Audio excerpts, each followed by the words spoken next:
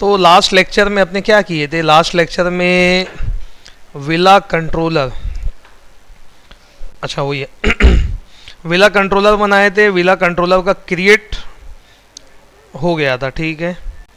और ये थोड़ा सा डरना नहीं, रुक जाओ मैं इसको सही कर देता हूँ।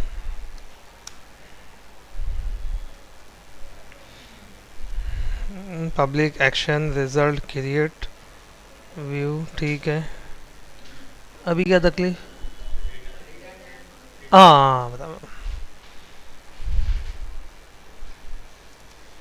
रिटर्न तो थीम चेंज करूँ मैं? अभी वाइट किया, मेरे को लगा कि लोग को दिखेगा नहीं, ब्लैक ही करूँ।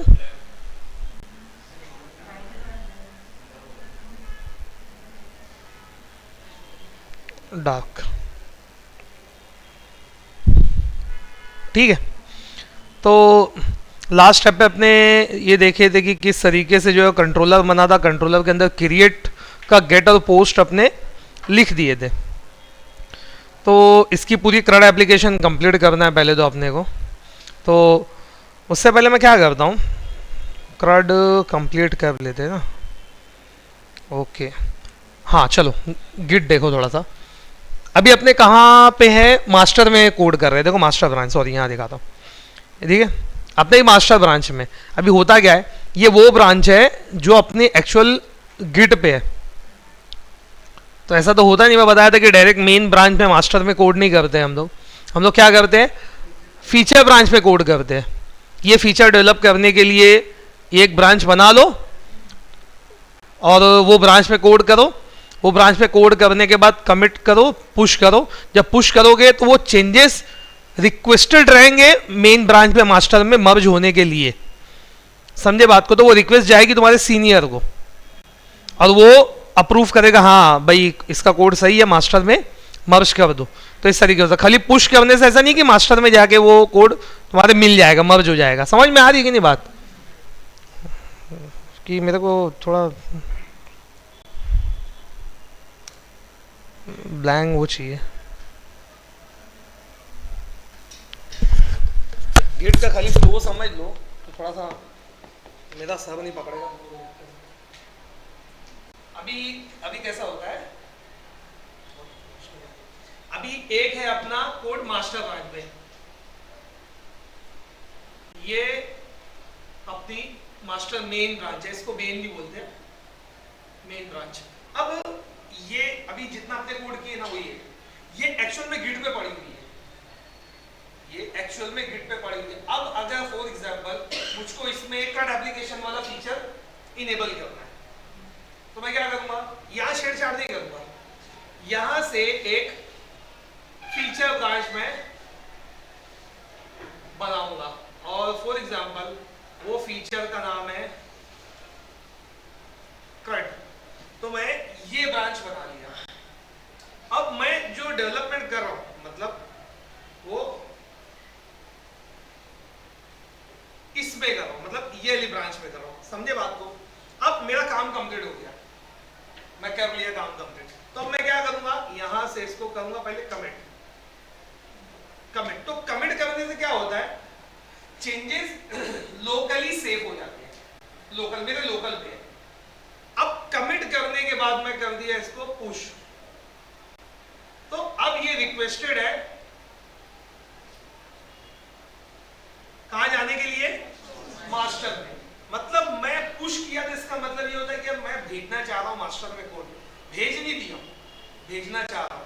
तो ये सर्टेन स्टेज पे ना तुमको गिट पे जाना पड़ेगा और गिट पे जाकर मर्ज रिक्वेस्ट क्रिएट करनी पड़ेगी कि भाई मेरा ये कोड है ना, मैं जो पुश किया हूं इसको मर्ज करने की मैं अब रिक्वेस्ट कर रहा हूं, समझे। पुश करने के बाद तुमको, तो कुछ लोग उसको बोलते हैं एमआर, कुछ लोग बोलते हैं उसको पीआर। तो ये हो गया मर्ज रिक्वेस्ट और ये हो गया पुल रिक्वेस्ट, दोनों एक ही बात है, दोनों एक ही बात है। अगर गिटलैब यूज करोगे तो एमआर और गिटहब यूज करोगे तो पीआर, समझे बात को। तो ये मर्ज रिक्वेस्ट और पुल रिक्वेस्ट है क्या, वर्ड में देखो। पुल मतलब अपने बोलते हैं पुश कर देता था, दबाता धकेलते हैं, पुल या तो खींच लेते। तो ये पुल रिक्वेस्ट क्या है पता है, मैं मेरे सीनियर को बोल रहा हूँ मेरे कोड को मेन ब्रांच पे मास्टर के लिए पुल कर लो, पुल रिक्वेस्ट, और मर्ज बोल दो मेरे ये कोड को मास्टर में मर्ज कर दो, ये मैं रिक्वेस्ट रेज करूंगा, समझे बात को। तो ये रिक्वेस्ट उसके पास जाएगी पुल रिक्वेस्ट। तो ये एक्चुअली ये पुल करना कहाँ है, मास्टर में, यहाँ, समझे बात को, यहाँ आने के लिए पुल। तो यहाँ पे ये अप्रूवल लगेगा, ये अप्रूवल जैसे लगेगा तो ये सक्सेसफुली कोड इसमें मर्ज हो जाएगा। समझ में आई बात, क्लियर है, सबको समझा। अब फॉर एग्जांपल मैं यहां पर कोड कर रहा था बराबर, और यहीं पे मेरे को एक दूसरा टिकट असाइन हो गया, एक दूसरा टास्क असाइन हो गया, समझे बात को। अब अगेन मेरे को क्या करना पड़ेगा, उस फीचर के डेवलप करने के लिए फीचर ब्रांच बनानी पड़ेगी बराबर। अब वो फीचर ब्रांच में अगेन बनाऊंगा, फॉर एग्जांपल यहां पे, थोड़ी देर के लिए इसको समझ लो, ये नोटिफिकेशन के लिए मैं इस पे काम कर रहा हूं। तो मैं ब्रांच कहां से बनाऊंगा, यहां से नहीं, ये फीचर ब्रांच है, मैं कहां से लूंगा, मास्टर से लूंगा, समझे बात को, मास्टर से लूंगा और यहां पर कोड करूंगा। अब यहां पर कोड करते हुए मुझको इसके कोड की जरूरत है, बात को समझो। थोड़ी देर के लिए ये अभी कोड कर रहा है, पुश नहीं किया है, ये सिनेरियो समझा ना, अभी ये ब्रांच को छोड़ दे, सिनेरियो समझा। अब फॉर एग्जांपल यहाँ पे मैं कोड कर रहा हूँ, ये आफरीन कोड कर रही है और यहाँ पे मैं कोड कर रहा हूँ। अब दोनों अपनी अपनी ब्रांच बना ली, लेकिन आफरीन का काम में से आगे चल रहा है और ये एक ऐसा कंट्रोलर, एक ऐसी सर्विस लिख चुकी है जिसकी जरूरत मुझको नोटिफिकेशन है। तो मैं क्या करूंगा, यहां आके ये ब्रांच से डायरेक्ट मेरी ब्रांच को मर्ज कर सकता हूं, ये मैं भी करना सिखा दूंगा तुम लोगों को, कुछ नहीं। ये ब्रांच पे आने का, राइट क्लिक करने का, मर्ज इनटू करंट ब्रांच। मेरी ब्रांच कौन सी है, नोटिफिकेशन, आफरीन की ब्रांच है करंट, वो करंट वाली चीज चाहिए, तो मैं आफरीन की ब्रांच पे हूं, मैं मेरी ब्रांच पे ही रहूंगा, चेंज नहीं करूंगा ब्रांच। गिट चेंजेस में, मैनेज गिट ब्रांचेस में जाके खाली आफरीन की ब्रांच देखूंगा, राइट क्लिक करूंगा, मर्ज इनटू करंट ब्रांच, यानी करंट ब्रांच में मर्ज कर दो। मेरी करंट ब्रांच कौन सी है, नोटिफिकेशन। तो ये कोड जो भी एक्स्ट्रा चेंजेस रहेंगे वो यहाँ आगे मर्ज हो जाएगा, समझे बात को। तो इस तरीके से कोड चलता है। कमिट करते हो तो लोकली सेव होता है, पुश करते हो तो रिक्वेस्टेड होता है वो कोड कहाँ जाने के लिए, मास्टर ब्रांच में। लेकिन ऐसे ही नहीं, तुमको क्या करना पड़ेगा, पीआर या एमआर रेस करनी पड़ेगी, वो अप्रूवल लगेगा, वो अप्रूवल रिस्ट्रिक्शन होते हैं, वो जैसा तुम्हारी कंपनी सेटअप करे, तो तुम वहां पे जाके नाम सेलेक्ट करोगे कि अप्रूवल के लिए इसका है, तो उसको मेल जाएगा, वो आएगा तुम्हारे कोड को चेक करेगा, उसको वहीं गिटलैब पे या गिटहब पे ऊपर दिखेगा, समझे, ब्राउजर पे वो देखेगा हाँ सब सही है, वो अप्रूवल जैसे अप्रूव करेगा तुम्हारी पुल रिक्वेस्ट अप्रूव हो जाएगी, कोड आगे चला जाएगा, ऐसा रहता है। ये समझा।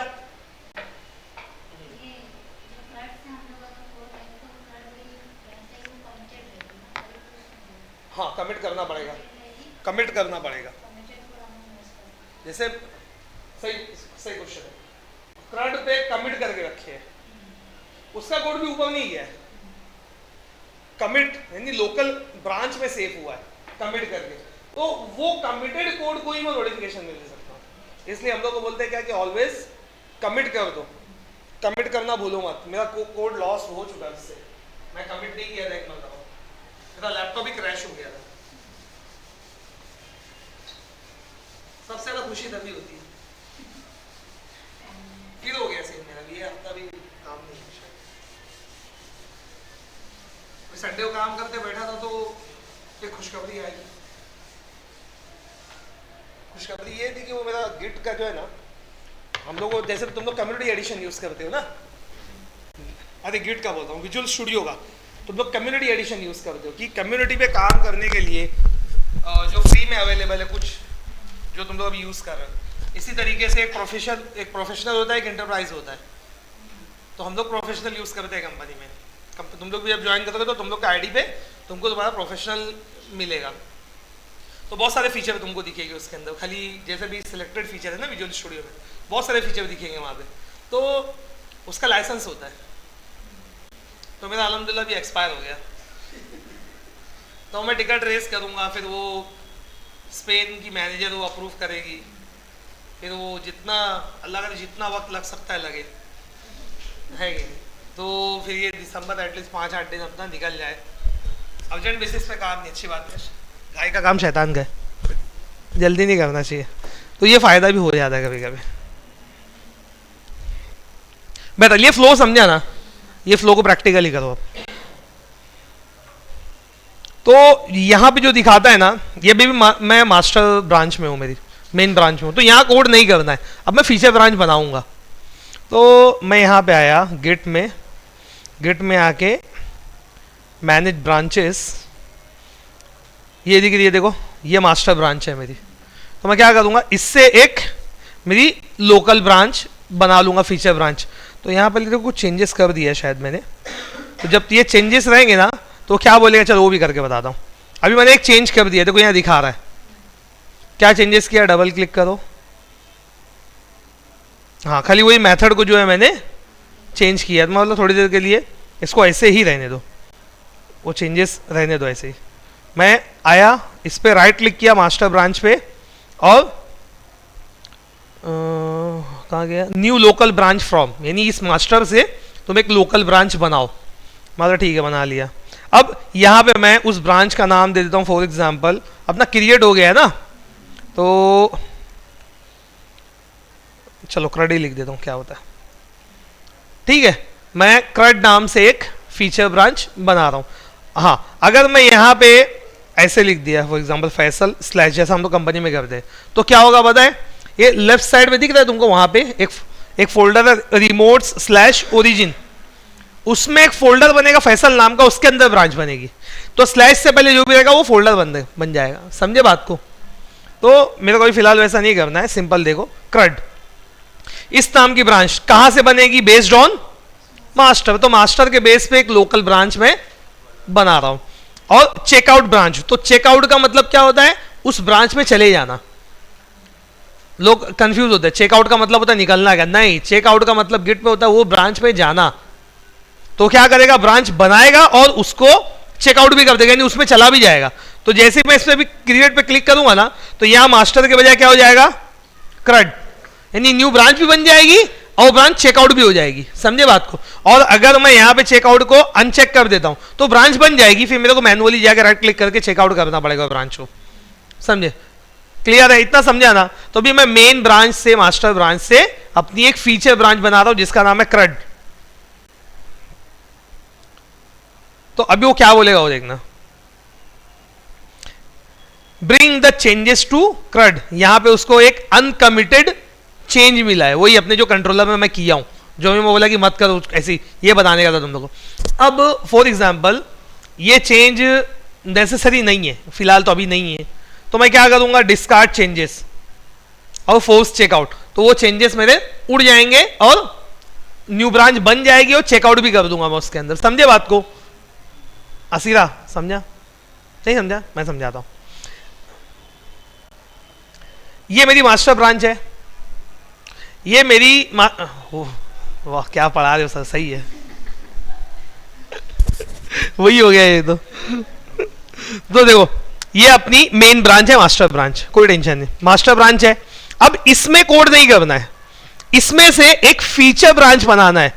फीचर मतलब क्या, कि अगर कोई फीचर मुझको डेवलप करना है तो उससे रिगार्डिंग ब्रांच बना लूंगा मैं, चाहे मुझको एक टेक्स्ट बॉक्स भी ऐड करने का रहेगा उसके लिए भी एक ब्रांच बनेगी। हाँ एक टेक्स्ट बॉक्स ऐड करना है ना, उसके लिए भी एक अलग ब्रांच बनेगी। तो मैं अभी क्रड एप्लीकेशन परफॉर्म करना है तो उसके लिए मेरे को एक ब्रांच बनाना है, किससे, मास्टर से। देखो अभी चेकआउट भी मेरी कौन सी है, मास्टर, मैं मास्टर ब्रांच के अंदर हूं, समझे बात को। तो मैं मास्टर पे राइट क्लिक किया और यहां पे लिखा हुआ है न्यू लोकल ब्रांच फ्रॉम, कि मास्टर से एक न्यू लोकल ब्रांच मुझको बनाना है। राइट क्लिक किया उस पर, न्यू लोकल ब्रांच, ये बोल रहा है ब्रांच का नेम, तो मैं लिख दिया ब्रांच का नेम है क्रड, बेस्ड ऑन मास्टर, यानी मास्टर से ब्रांच निकलेगी, समझे, मतलब मास्टर से कॉपी निकलेगी, ब्रांच निकलेगी, कॉपी निकलेगी। अब मैं क्रिएट पे क्लिक करूंगा तो क्या करेगा, वो चेकआउट भी कर देगा, यानी वो ब्रांच बनाएगा, वो ब्रांच में चला भी जाएगा, और यहां पे क्या आ जाएगा, सीधा क्रड आ जाएगा, क्योंकि वो ब्रांच में चले जाएगा। लेकिन जैसे मैं क्लिक करूंगा तो अभी वो रोक देगा, बोलेगा कि ये जो मास्टर वाली ब्रांच तुम्हारी है ना, उसमें ऑलरेडी एक चेंज है, उसका क्या करूं। देखो मैं क्रिएट पे क्लिक किया, ये बोला bring the changes to CRUD, मतलब ये चेंज को मैं तुम्हारी न्यू वाली ब्रांच में लेके चले जाऊं क्या। दूसरा वाला स्टैश द चेंजेस, मतलब ये चेंज को मैं एक सेपरेट प्लेस पे रखूं जो आगे तुम यूज कर सकते हो। स्टैश का मतलब क्या, कि एक सेपरेट प्लेस पे, अभी मैं वही करूंगा, स्टैश ही करके बताऊंगा तुम लोगों को, कि एक सेपरेट प्लेस पे मैं उसको रख देता हूं, तुमको आगे कभी हो सकता हो चेंजेस लग जाएं तो स्टैश कर दूं क्या। उसके बाद डिस्कार्ड, मतलब जरूरत नहीं छोड़ देगा, वो फोर्सफुली चेकआउट कर देगा, चेंजेस को हटा देगा। समझे बात को, तो तीन एकदम सिंपल है, समझ में आई बात। चेंजेस न्यू ब्रांच में लेके जाना है मास्टर से, तो पहला नंबर एक सेपरेट प्लेस पे सेव करके रखना है, लेके नहीं जाएगा, सेपरेट प्लेस पे अलग जगह करके रखेगा, फर्दर तुमको आगे जरूरत है तो यूज कर सकते हो, उसको बोलते हैं स्टैश करना। और डिस्कार्ड करना मतलब छोड़ देना।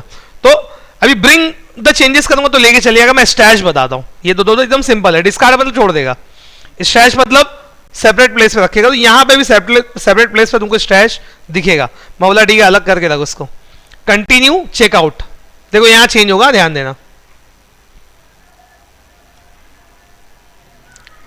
चेकिंग आउट लिख के आया था, फिर क्रड लिख के आया, देखो अब क्रड में आ गया मैं, दिख रहा है। लेकिन यहाँ स्टैशेस में देखो एक 1 दिख रहा है, पहले नहीं था। तो यहां पे आओ, ये दिख रहा है, इस पे डबल क्लिक करो, तुम्हारे चेंजेस दिखे कि ये स्टैश में तुम्हारे चेंज था। अब मुझको नई जगह पे लगेगा तो मैं यहाँ पे आऊंगा, इस पे डबल क्लिक करूंगा और चेंजेस देख ले, इसको उठा के कॉपी करके पेस्ट कर दूंगा, समझे।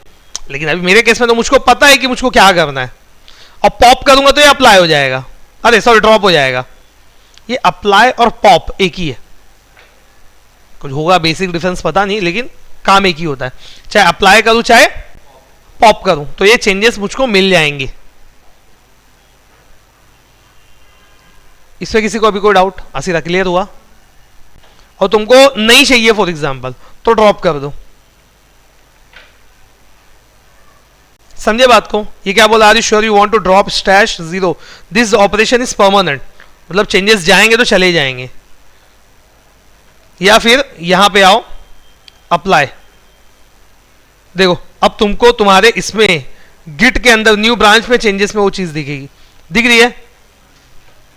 जिस तरीके से वो ब्रांच में मास्टर में दिख रहा था उस तरीके से यहां भी दिखने लगा, अप्लाई किया तो मैं, समझे बात को, क्लियर है। एक तरीके का क्या हो गया, ये ब्रिंग द चेंजेस टाइप की चीज हो गई, पहला वाला हो गया। लेकिन ये इसमें फर्दर तुम कभी भी स्टैश रहेगा, जब तक कि स्टैश को ड्रॉप नहीं करोगे स्टैश एज इट इज रहेगा, समझ में आई बात। तो ये पूरा गिट का फ्लो है, समझ में आई। ब्रांच कैसे क्रिएट करते हैं, मेन ब्रांच क्या है, क्लियर है।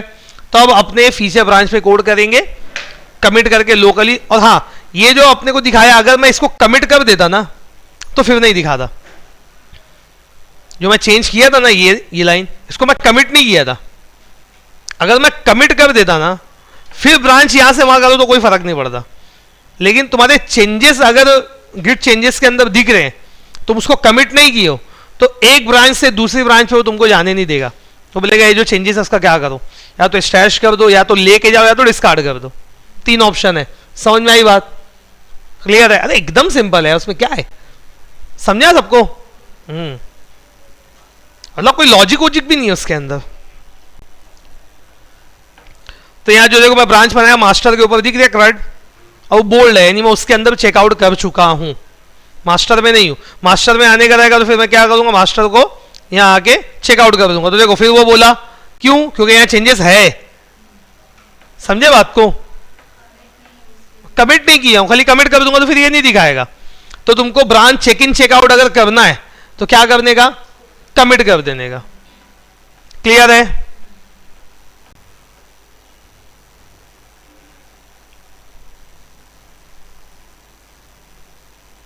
ठीक है, देखो यार बहुत मल्टीपल विंडो हो गई है। तो स्टैश में आया, स्टैश को मैं कर देता हूं ड्रॉप, चला गया स्टैश 0। स्टैश के विंडो को भी यहां से हटा दो,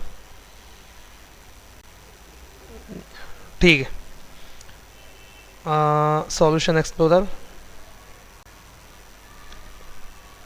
ठीक है, अब अपनी स्टार्ट करते हैं अपना काम। कंट्रोल MO तो कोलैप्स हो जाएगा।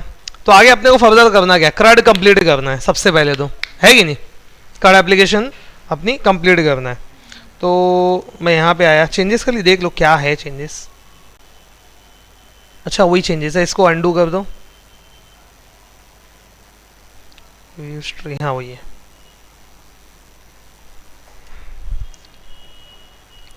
नहीं भी करोगे चलेगा, चलो वो अपने को करना ही है।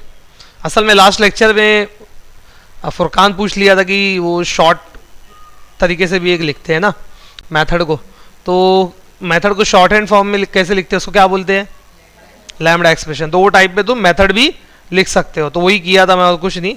जैसे अभी फॉर एग्जांपल ये क्रिएट का मेथड है, बराबर है, तो लैम्बडा एक्सप्रेशन वाला जो शॉर्ट हैंड मेथड है लिखने का, वो क्या है, वो बोलता है कि अगर तुम्हारे मेथड के अंदर सिर्फ एक सिंगल लाइन है, सिंगल स्टेटमेंट है, बराबर है, तो तुमको ये ब्रैकेट लगाने की जरूरत नहीं है, तो ये तुम्हारा सिंगल लाइन में आ जाएगा। ये सिंगल लाइन में आया, साथ में तुमको रिटर्न कीवर्ड की भी जरूरत नहीं है, बस इसके बीच में एक एरो लगा दो। तो वही सेम बात हो गई, एरो से पहले क्या है, मेथड का पैरामीटर, और एरो के बाद क्या है, मेथड की बॉडी। समझे बात को, यही वो शॉर्ट हैंड फॉर्म है और कुछ नहीं। नोट्स के अंदर मैं इसको यूज किया हूं, जहां कम जगह थी वहां पे ये वाला मेथड यूज किया हूं, तो घबराना नहीं।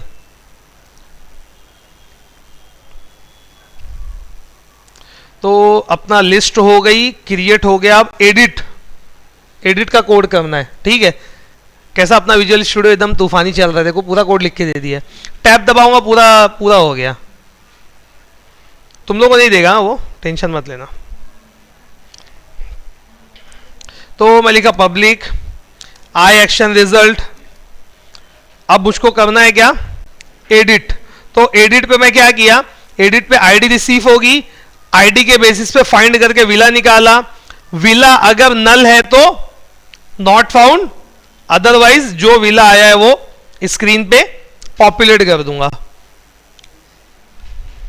अब उसी का पोस्ट लिखना है मुझको, मैं लिखा पब्लिक आई एक्शन रिजल्ट एडिट। अब यहां पे मुझको रिसीव होगा विला, यूआई से विला रिसीव होगा, और वो विला की मॉडल स्टेट में चेक किया, अगर वो वैलिड है तो अपडेट किया, सेव चेंजेस किया, रिडायरेक्ट कर दिया कहां, इंडेक्स पे, और अगर इसमें कुछ गड़बड़ है तो अगेन वही विला रिटर्न कर दिया। और ये ध्यान देना, यहां पे दोनों में से एक में गेट और पोस्ट लिख देना, वरना वो क्या करेगा, एम्बिगिटी का एरर देगा। तो control shift S safe. Edit के लिए तुमको बनाना है एक क्या, व्यू। मैं लिखा ऐड व्यू,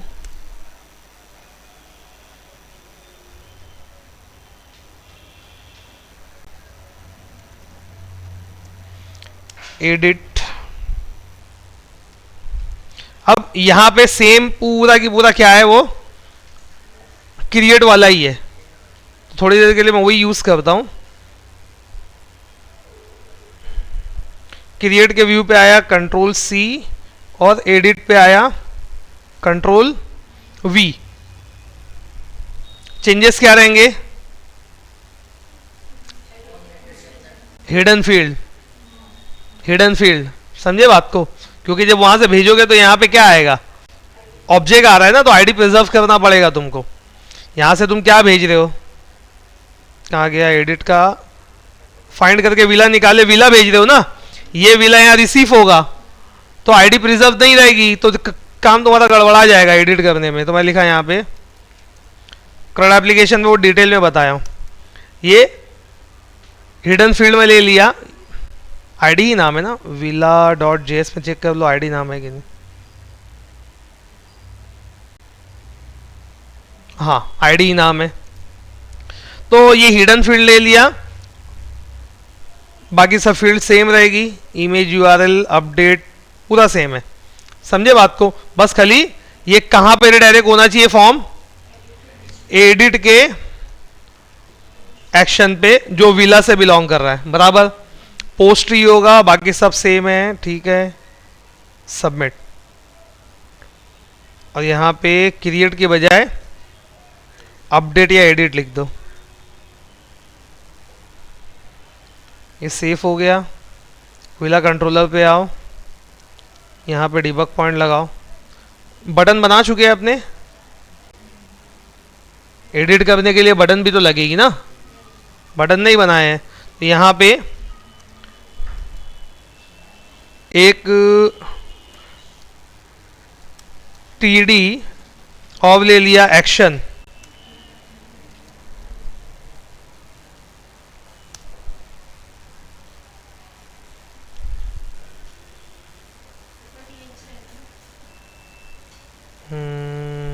हाँ हाँ सॉरी, टीएच, एक टीएच लिया और यहाँ पर रुक जाओ, पब्लिक भी गड़बड़ा जाएगी नहीं तो। मेरा को पायलट इतना डेंजर चल रहा है ना, पूरा पूरा कोड लिख के दे रहा है वो। अब अपने को बटन बनाने का, तो बटन कैसे बनाते हैं? बटन बनाने के लिए तुमको एंकर टैग लगता है। पूरा कोड वो गिटहब को पायलट मेरा लिख के दे दिया, देखो पूरा कोड है वो एकदम परफेक्ट। मैं एक एंकर टैग लिया और एंकर टैग क्या, भाई रुक ही नहीं रहा यार, रुक जा भाई, आज पूरा कोड लिखा के मानेगा। तो मुझको इस पर एडिट करना है, तो मैं लिख दिया एडिट।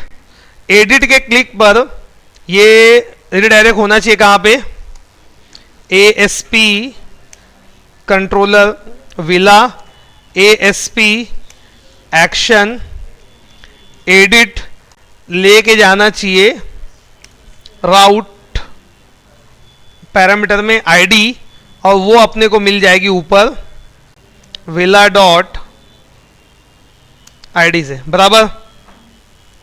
इसको बटन जैसा बना लो। तो मैं यहां पे आके इसको बूटस्ट्रैप की क्लास दे दिया BTN प्राइमरी, ठीक है। और सेम बटन अपने को बनाना है किसके लिए, डिलीट के लिए। तो इसको डेंजर बना दो थोड़ा, इसमें रेड में ले लो। तो मैं लिखा डिलीट पे जाएगा, बल्कि अपने ना डिलीट ही रखते इसको, चलो डिलीट कंफर्म पे जाएगा ना, वो डिलीट ही रखो उसको, ठीक है। तो दो बटन अपनी बन गए, एक एडिट के लिए और एक डिलीट के लिए।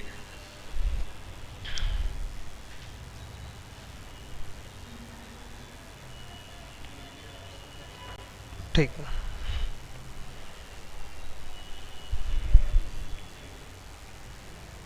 असल में गिटहब को पायलट इतनी तेज चल रहा है।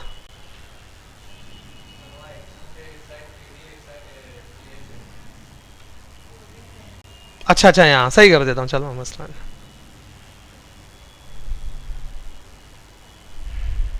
को पायलट डिस्टर्ब कर रहा है।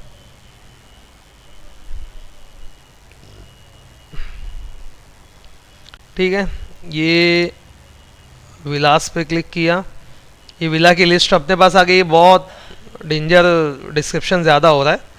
पहले यहाँ पे आके इसको TH किया,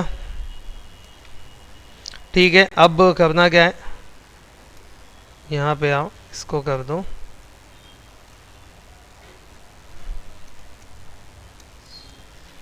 ठीक है, ओके। क्या ये अभी इसको सही करता हूँ ना, ये अभी सही हो जाएगा। वो डेटा बहुत ज़्यादा आ रहा है, उसकी वजह से हो रहा है वो। ठीक है, एडिट, एडिट पे क्लिक होगा, आईडी लेके जाएगा किस पे, विला के एडिट पे। अपने डिबग पॉइंट लगाया वहाँ पे, विला कंट्रोलर, हाँ डिबग पॉइंट लगा दी, पोस्ट पे भी लगा दो। यहाँ पे एडिट के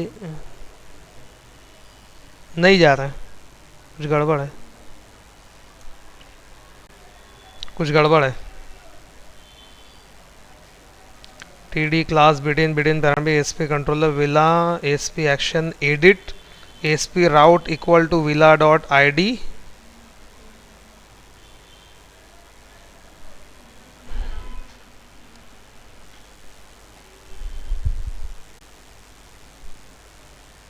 सही तो है, सही है।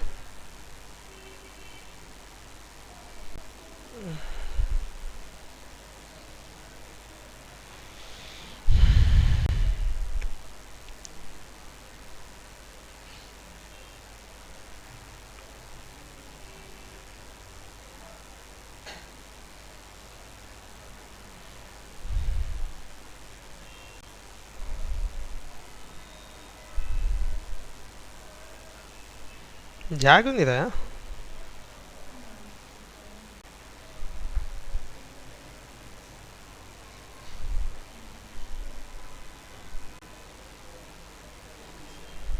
कुछ दिख रहा है क्या कहीं सीन? एडिट, ठीक है, सही है। इंडेक्स पे आए, इंडेक्स पे। हाँ वो तो मैं खुद थोड़ा सा, ये भी बोल्ड नहीं हुआ है।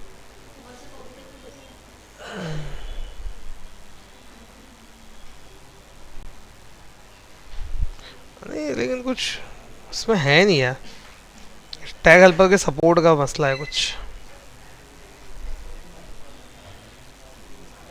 ए एस पी कंट्रोलर सही तो है यार। कहाँ से आवाज़ आ रही है भाई?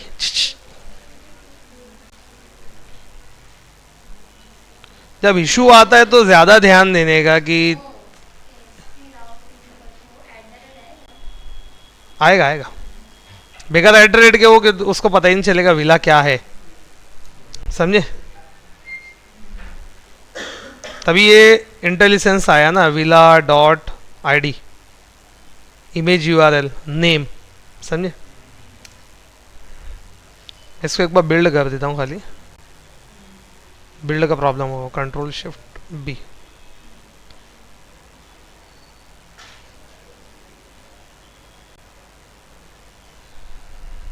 कोड का मसला नहीं है वो।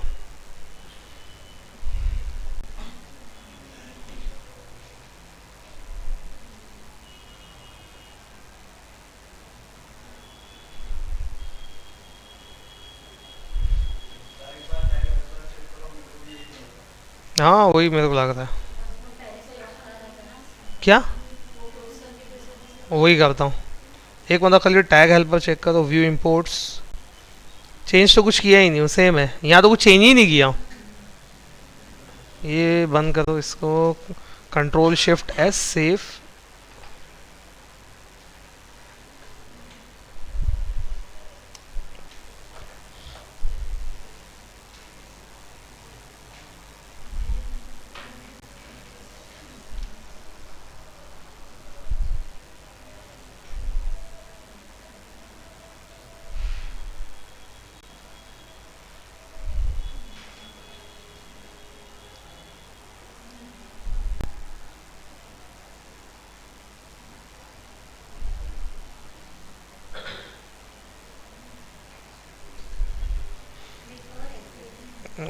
कुछ नीचे लिंक ही नहीं बन रही है। हाँ ये भी कर सकते हैं।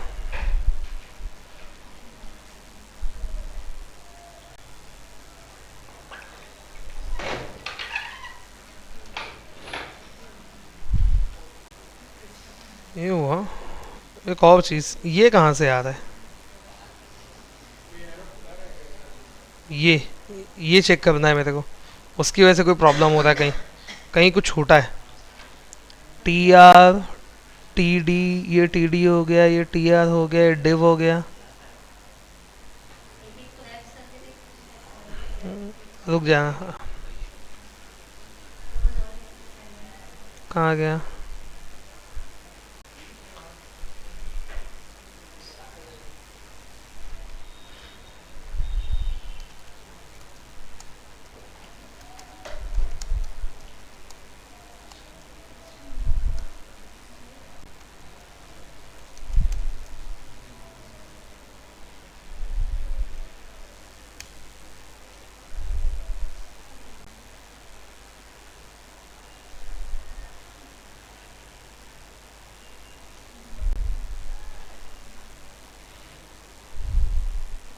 Remove the misplaced double quote after T head and placed it correctly at the end of the tag.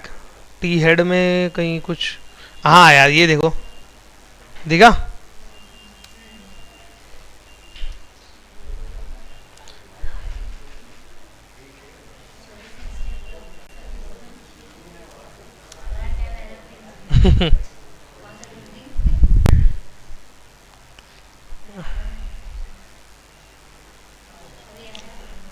आ गया, मतलब कोड तो गलत नहीं है, इतना कॉन्फिडेंस है। आईडी, हाँ आईडी 1 आ गई ना, ठीक है। फॉर एग्जांपल मुझको डिस्क्रिप्शन ही अपडेट कर देना है।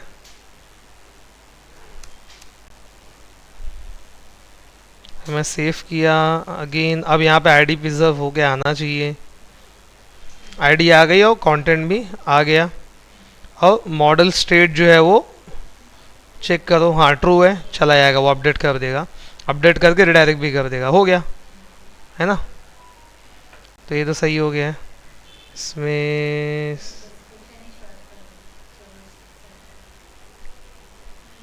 अब यहाँ से मतलब ये अपना काम हो गया है। कंटिन्यू,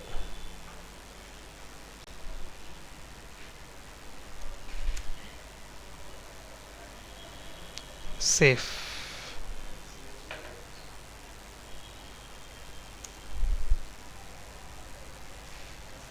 सेफ, ठीक है। फॉर्म बैलेंस्ड हो गया, समझे।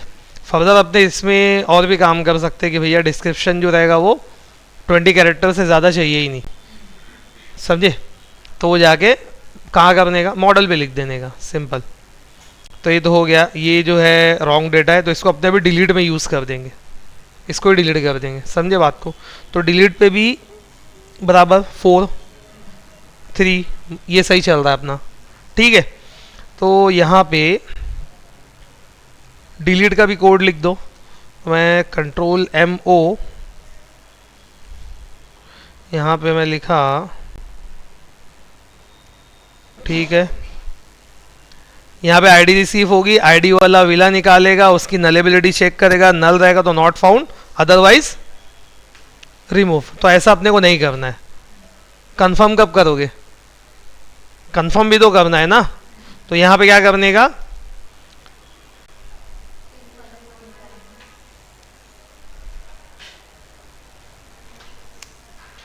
यहाँ मैं बोलूँगा कि ये नल है तो नॉट फाउंड, अदरवाइज ये विला रिटर्न कर दो, सिंपल। यहाँ पे एक और चीज समझो, चलो। ये जो डबल इक्वल टू से नलेबिलिटी किसी भी ऑब्जेक्ट की चेक की जाती है ना, कि आने वाला ऑब्जेक्ट सही है कि नहीं है। इसके लिए एक तरीका ये भी है, इज नॉट नल, समझे बात को। इज नॉट नल, अगर ये नल नहीं है, या इज नल, समझे बात को। विला इज नल तो नॉट फाउंड बता दो, समझे बात को। अदरवाइज, और हाँ यहाँ पे तुम लोग जैसे भी नॉट फाउंड पेज आएगा यहाँ पे, अगर विला नहीं मिलेगा तो उसको तुम चाहो तो अपना कोई पेज भी, मैसेज भी उस पर तुम भेज सकते हो, इवन अपना पूरा पेज भी दिखा सकते हो। मतलब क्रड हो जाए तो फिर अपने वो करेंगे। तो ये आईडी रिसीव हुई, आईडी वाला विला निकाला और भेज दिया। अगर विला नहीं मिला तो नॉट फाउंड, ये वहाँ चले जाएगा। ये गेट हो गया। गेट के बाद अपने को लिखना है पोस्ट। पोस्ट में विला रिसीव होगा या आईडी रिसीव होगी। तो यहाँ मैं क्रड के अंदर तुम लोगों को सिर्फ आईडी रिसीव करना बताया था, यहाँ पे मैं पूरा विला रिसीव करके बताऊंगा। तो विला यहाँ रिसीव होगा, उसको रिमूव करूंगा कॉन्टेक्ट से, फिर सेव चेंजेस मार के रिडायरेक्ट कर दूंगा। तो सबसे पहले यहाँ पे आओ, डिलीट का व्यू बनाओ, जहां तुम कंफर्म पूछोगे कि भाई इसको डिलीट करना है, देख ले।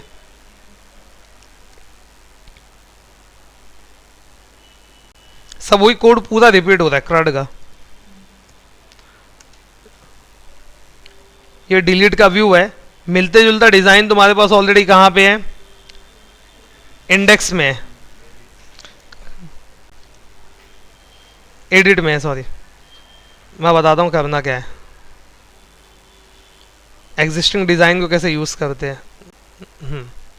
यहां पे मैं पेस्ट किया किसको, एडिट का पूरा कोड उठा के पेस्ट किया हूं, समझे।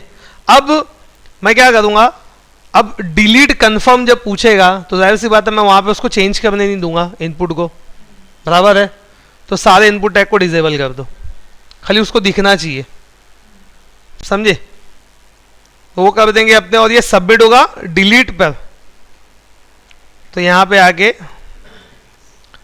डिलीट, विला के डिलीट पे पोस्ट होगा ये, बराबर है। बाकी सब पूरा डेटा वैसे ही रहेगा, सेम, कोई चेंज नहीं रहेगा। नीचे सबमिट बटन है लगे तो इसको तुम लोग यहां पे डिलीट कर दो। Clear, danger. और अगर कैंसिल करेगा तो कहां चले आना चाहिए, विला के इंडेक्स पे चले आना चाहिए। अभी डिसेबल नहीं किया हूं, तुम लोगों को दिखाना है इसलिए।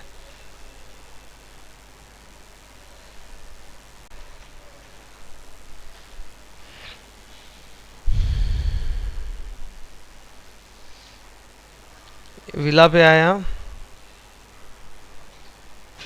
विला कंट्रोलर पे आओ और यहाँ डिबग पॉइंट लगाओ ताकि कौन सी आईडी आ रही है तुमको पता रहे। तो फॉर एग्जांपल ये इसकी आईडी है 4, इसकी है 3, सही है, ठीक है। यहाँ से जा रहा है, अबे डिबग पॉइंट हिट नहीं हुआ क्या? अच्छा अच्छा, सॉरी सॉरी सॉरी।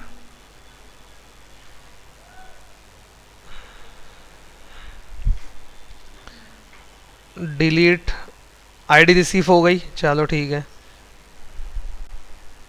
ये आया। अब यहाँ पे ये देखो एडिटेबल है, इसलिए एक स्टेप रोक के कर रहा हूँ। तो यहाँ अब डिलीट है तो खाली ये डेटा पूरा दिखना चाहिए ना, तो क्या करो, इसको डिसेबल कर दो, सारे इनपुट टैग्स को डिसेबल कर दो। तो मैं यहाँ पे आया, कहाँ है डिलीट, यहाँ डिलीट, ऊपर से स्टार्ट करो, ये इनपुट टैग है ना डिसेबल्ड,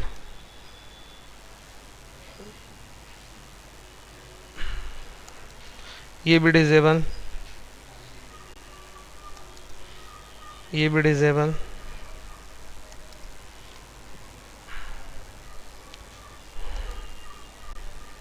ठीक है। Safe,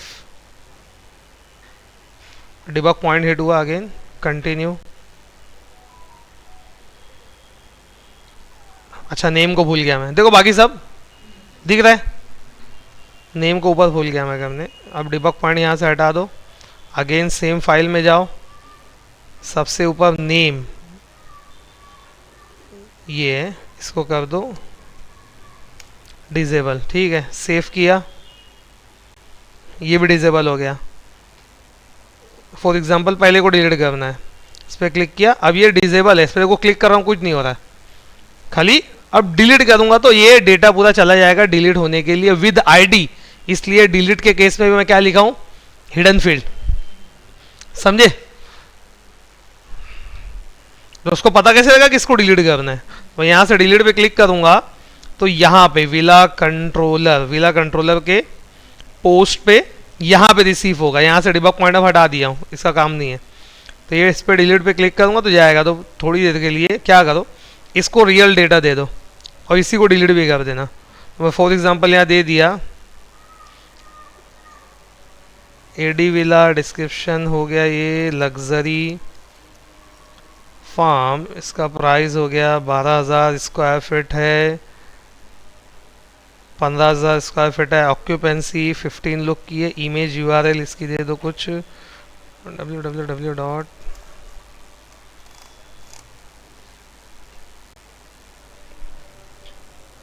the field square feet must B 10। अच्छा मेरा वैलिडेशन चल गया 9,000, ठीक है। ये विला ऐड हो गया। अब इसी को डिलीट करने का अपने को, तो मैं इस पर डिलीट पे क्लिक किया, ये इसकी पूरी डिटेल लेके आया, देखो इसकी पूरी डिटेल आ गई। अब यहाँ पे इसको मैं डिलीट पे क्लिक किया, ये यहाँ पे सेम डेटा को लेके आया 4। अच्छा इमेज यूआरएल नहीं आई ना, नेम भी नहीं आया, अच्छा कुछ भी नहीं आया है, पूरा ऑब्जेक्ट नल आया है। क्यों नल आया ऑब्जेक्ट, चेक करो। डिलीट में डिलीट का फॉर्म विला डिलीट पे जा रहा है और SP for name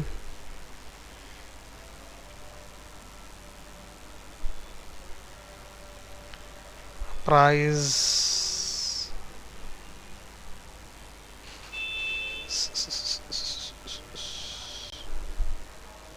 okay ID I थी कि नहीं आई थिंक सही है मेरे ख्याल से जो फील्ड डिसेबल होती है वो शायद नहीं जाती इस वजह से प्रॉब्लम हो रहा होगा तो एक काम कर सकते हैं ना आईडी ये डिबगिंग स्किल आ गई है मतलब मार्केट में एकदम सही पॉइंट है जैसे अभी देखो समझो प्रॉब्लम समझो अभी ये सब फील्ड एडिट पे प्रॉपर जा रही थी क्रिएट पे प्रॉपर जा रही थी वही को मैं यूज़ किया हूँ लेकिन मैं डिसेबल किया हूँ सारे इनपुट को तो आई थिंक डिसेबल करने की वजह से डेटा नहीं जा रहा है हालांकि अपने कर सकते हैं सबको डिसेबल रख के भी लेकिन एक क्लू चेक कर लो ना मैं यहाँ पे इसको सेव किया और अगेन प्रोजेक्ट को रन करता हूँ नेम को खाली देखो मैं क्या किया हूँ डिसेबल एट्रीब्यूट हटा दिया हूँ अगर अपने को नेम रिसीव हो गया तो अपने को इश्यू पता चल जाएगा कि वैल्यू क्यों यहाँ रिसीव नहीं हो रही है हालांकि अपने तब भी कर सकते हैं आईडी तो रिसीव हो रही है ना आईडी के बेसिस पे निकाल के डिलीट कर देंगे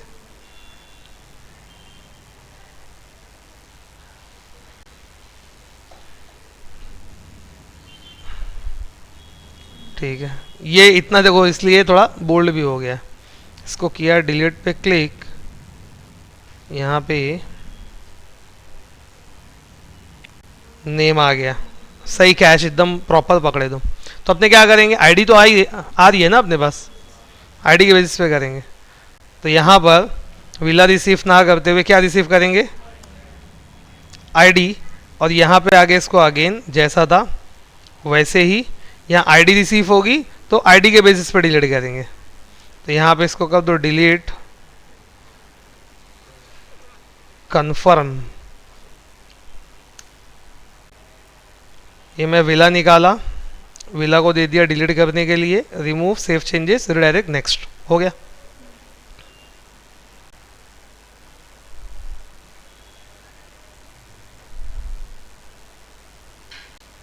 अच्छा पकड़े जो डिबग करता है ना कोड को डिबग सिनेरियो वाइज उसको ये पकड़ में आता है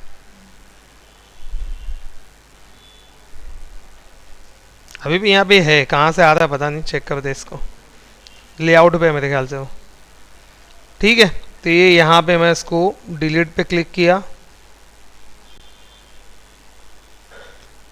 ये फॉर्म डिलीट करने के लिए आया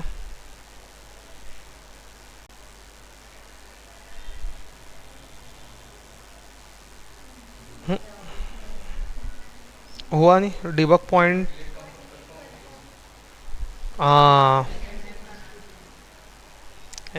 रनिंग मोड में कहाँ गया डिलीट डिलीट तो ये कहाँ जाएगा डिलीट कन्फर्म पे तो इसको भी यहाँ पे डिलीट और ये जाएगा डिलीट कन्फर्म पे समझे ना प्रॉब्लम समझ में आ रही है कि नहीं ऐसे पढ़ने का एक और बेनिफिट ये होता है कि यूज़ केसेस समझ में आ जाते हैं कहाँ क्या प्रॉब्लम है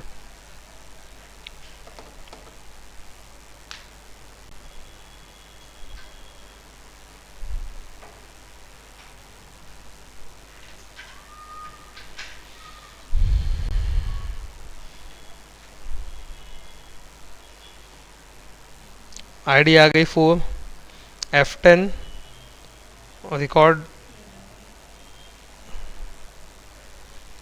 हाँ रिकॉर्ड अपना आ गया डिलीट हो गया रिकॉर्ड डिलीट भी हो रहा है एडिट भी हो रहा है मतलब अपनी क्रड कंप्लीट हो गया अब ये देखो ये कहाँ से आ रहा है मेरे ख्याल से नहीं आ रहा है लेआउट से आई थिंक क्योंकि वो ऊपर नीचे हो रहा है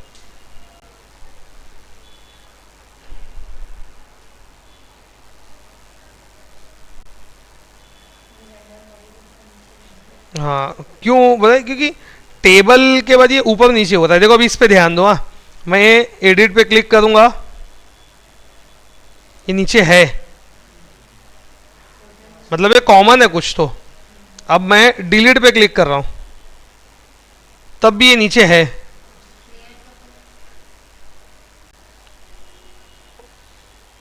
कहाँ से कॉपी होके आता है? हाँ, ये यहाँ पे आ रहा है, मतलब ये या तो तीनों जगह पे सेम इंडेक्स पे आ रहा है कि नहीं, क्योंकि अपने तीनों सेम ही यूज़ किए है। ये विला इस पे भी आ रहा है, मतलब ये यहाँ से आ रहा है।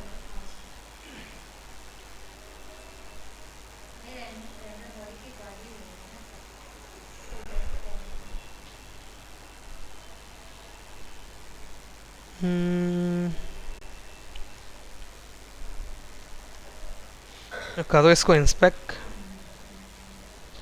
इंस्पेक्ट किया, अब कोई भी एलिमेंट मुझको चेक करना है तो मैं कर सकता हूँ।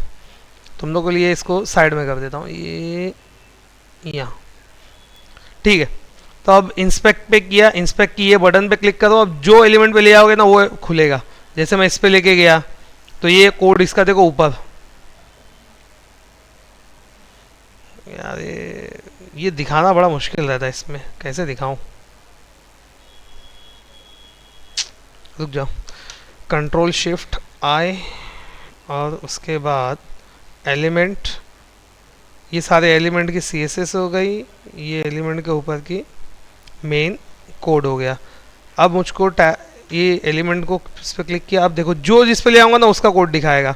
ये बोल्ड हो रहा है, शायद तुम लोग को नहीं दिख रहा है यहाँ पे। ये देखो देखो S2 पे गया, इस पे गया तो ऑटोमेटिकली A को भी बोल्ड किया। वहाँ पे तुम लोग को शायद बोल्ड नहीं दिख रहा है लेकिन रिकॉर्डिंग में दिखेगा। तो उस पर अगर मैं क्लिक कर दूंगा तो वही कोड ओपन कर देगा। तो मैं इस पर यहाँ पे आता हूँ, ये कहाँ से आ रहा है? ये बॉडी से, ठीक है। ये अगेन इसको इंस्पेक्ट करो, वो एलिमेंट को पकड़ नहीं रहा है। यहाँ पे कहाँ पे चेक करना पड़ेगा इसको, कहाँ से आ रहा है।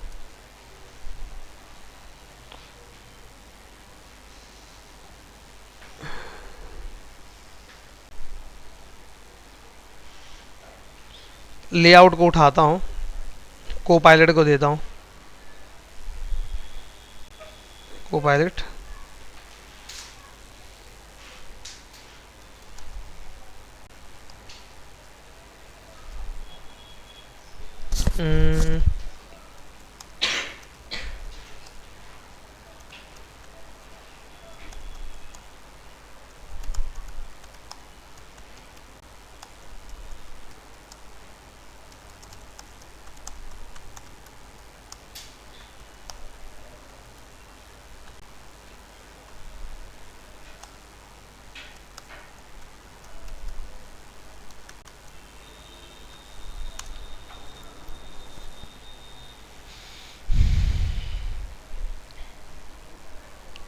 एक्स्ट्रा कैरेक्टर,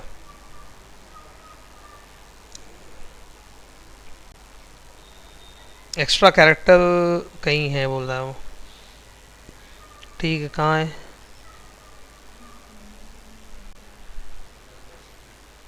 उसने बोला है एक्स्ट्रा कैरेक्टर कहीं है। The issue in the code is extra character at the end of the script tag. ठीक है, for bootstrap JavaScript file, bootstrap JavaScript file, JavaScript तो नीचे है।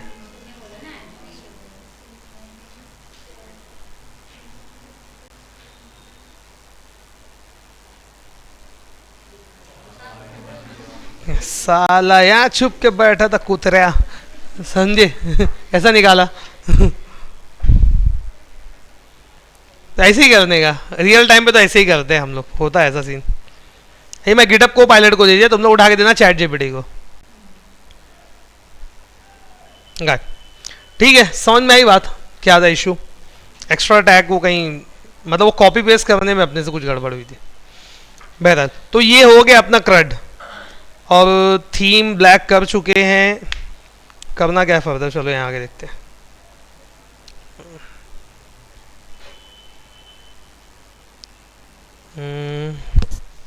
Client side validation using render section. चलो ठीक है, रेंडर सेक्शन पता है अब्दुल रहमान क्या है, क्यों यूज होता है?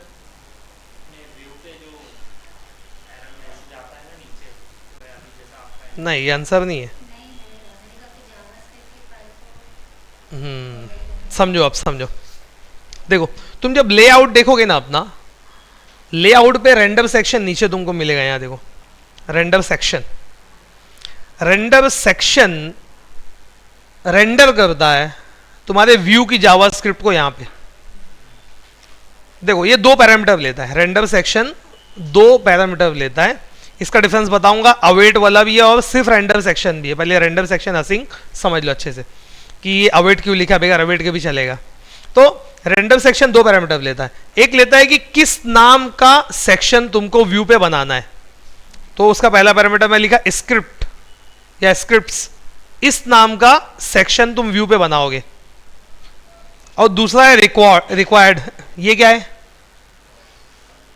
एमवीसी पे काम कर रहा है ना तू, देखो ही बोल रहा है एमवीसी पे काम कर रहा है ना, अभी तेरी भरे रहेगी, एमवीसी वाला है तू। ये क्या है पैरामीटर? रिक्वायर्ड का मतलब क्या है? अंदाजा नहीं, पता है कि नहीं पता ऊपर, बस बात खत्म। लंबा हो जाएगा ना तो खेल, इंटरव्यूअर थोड़ी हूं मैं। इसका मतलब ये है, ये ऑप्शनल रहेगा या नहीं। अगर मैं रिक्वायर्ड एट्रीब्यूट दे, ये रिक्वायर्ड वैल्यू दे दिया फॉल्स, तो अभी ऑप्शनल है। मतलब तुम अपने व्यू पर सेक्शन टैग लिखो चाहे मत लिखो, उसको प्रॉब्लम नहीं है। लेकिन अगर मैं इसको ट्रू कर दूंगा, अभी दोनों सिनेरियो बताऊंगा मैं, अगर मैं इसको ट्रू कर दूंगा तो एक्सेप्शन देगा, वो बोलेगा सेक्शन स्क्रिप्ट लिखना कंपलसरी है तुमको। तो उसको प्रैक्टिकली देखते। अब आओ तुम्हारे व्यू पे, कहां पे? क्रिएट पे।